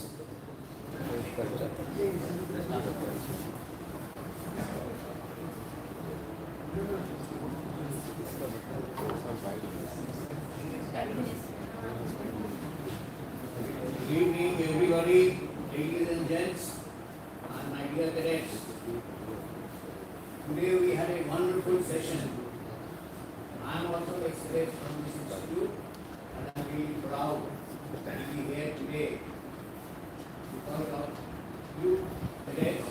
We had an opportunity to hold this type of seminar, and I am really very thankful that the amount of labor and the studies that you have done for getting all these papers was really, I really thank you from my heart.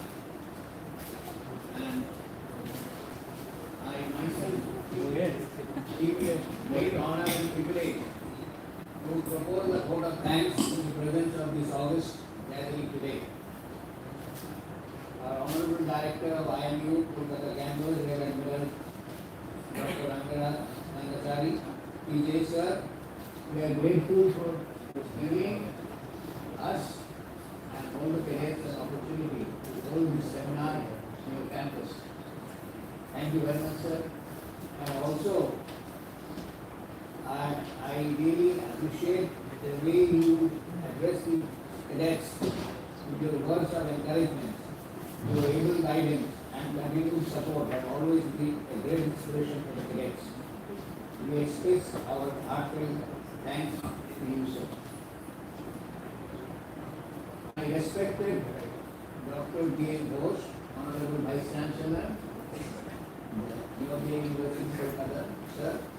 In spite of your very busy and hectic schedule, we are honored that you have accepted our invitation to this meeting.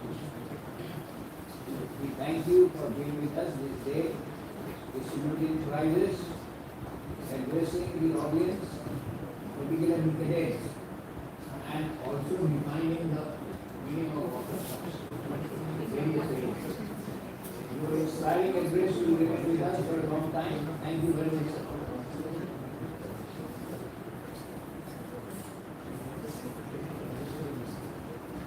Mr. A. Srinivasa Prasad, GSS from BBS, Kolkata.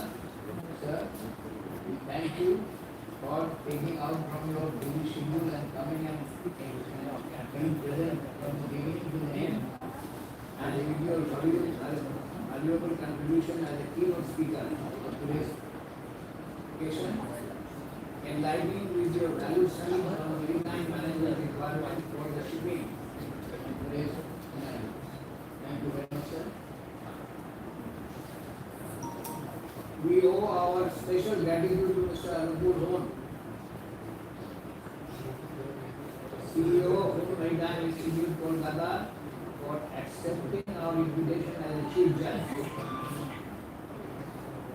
for today's competition, sponsoring the prizes. Thank you, sir. Sincere thanks to Mr. Subodh Mukherjee and Mr.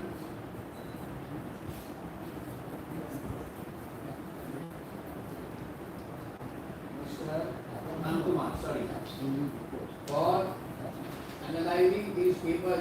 They are all of the same type, but I am really very thankful that we have been able to give little bit of the importance of today's scenario for these cadets, young cadets, giving them encouragement with your valuable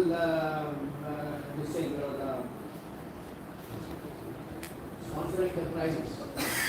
Thank you very much, sir. Our thanks to Mr.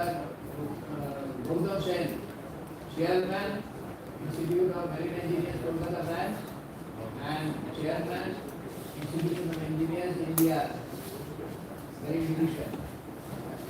I really thank you heading both these, and you have done a wonderful job in organizing this seminar involving all the various fraternity in Calcutta. Thank you very much, sir. My sincere thanks to the campus director, Mr. Panda, Associate Professor Mr. Arun Kishore, Deputy Registrar Mr. Mahajan, and the last but not the least, the lady librarian, Mrs. Suparna Nakshi, and Office Assistant Mr. Thank you, sir. Being here today and encouraging and making this function success. Thank you.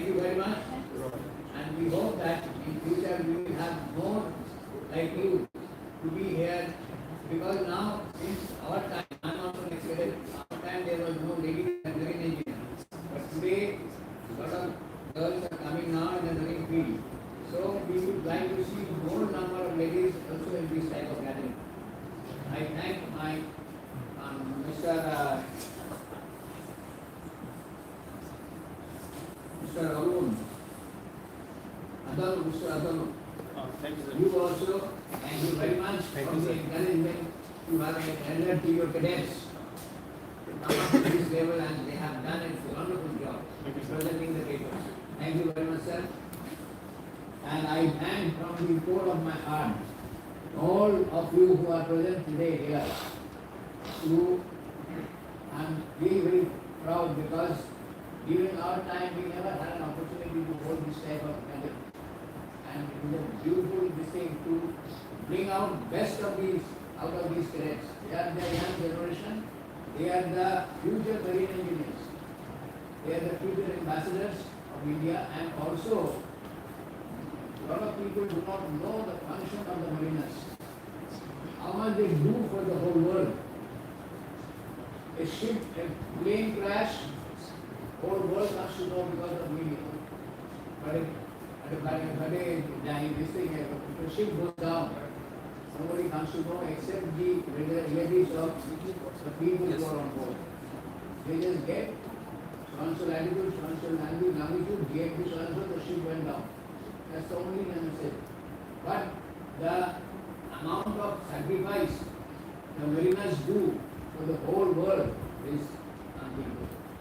Thank you very much for all of you to make this session a success. Thank you very much. If I missed out anybody, I take my, I apologize in case I have missed out anybody. Oh, Mr. behind the scene. Mr. Sarkar. He has taken a lot of trouble in organizing this. And I really, I'm very old, but because of my accident, I have become, otherwise I am very, very active in the sense, because I consider DMET present IMU is like my second. If I am in Kolkata, I am definitely here. So when he told me, I said, no matter what condition I am definitely going to come to attend this. And all the cadets, thank you very much. Thank you, sir. Flags flying high for IMU. That is the future generation of Indian mariners. Thank you very much. So, once again, thanks everybody. So, we have national anthem now. So, I request the people to rise for the national anthem.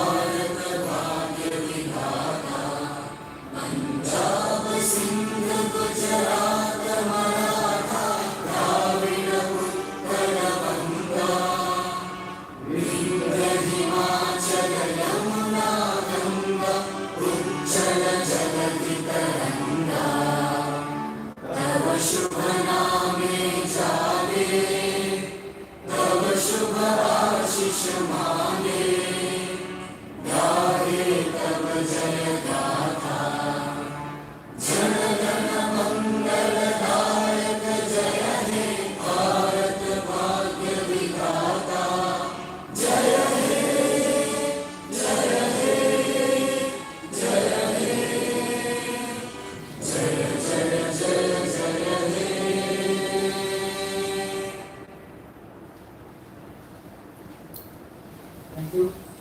So we now go out and very patient.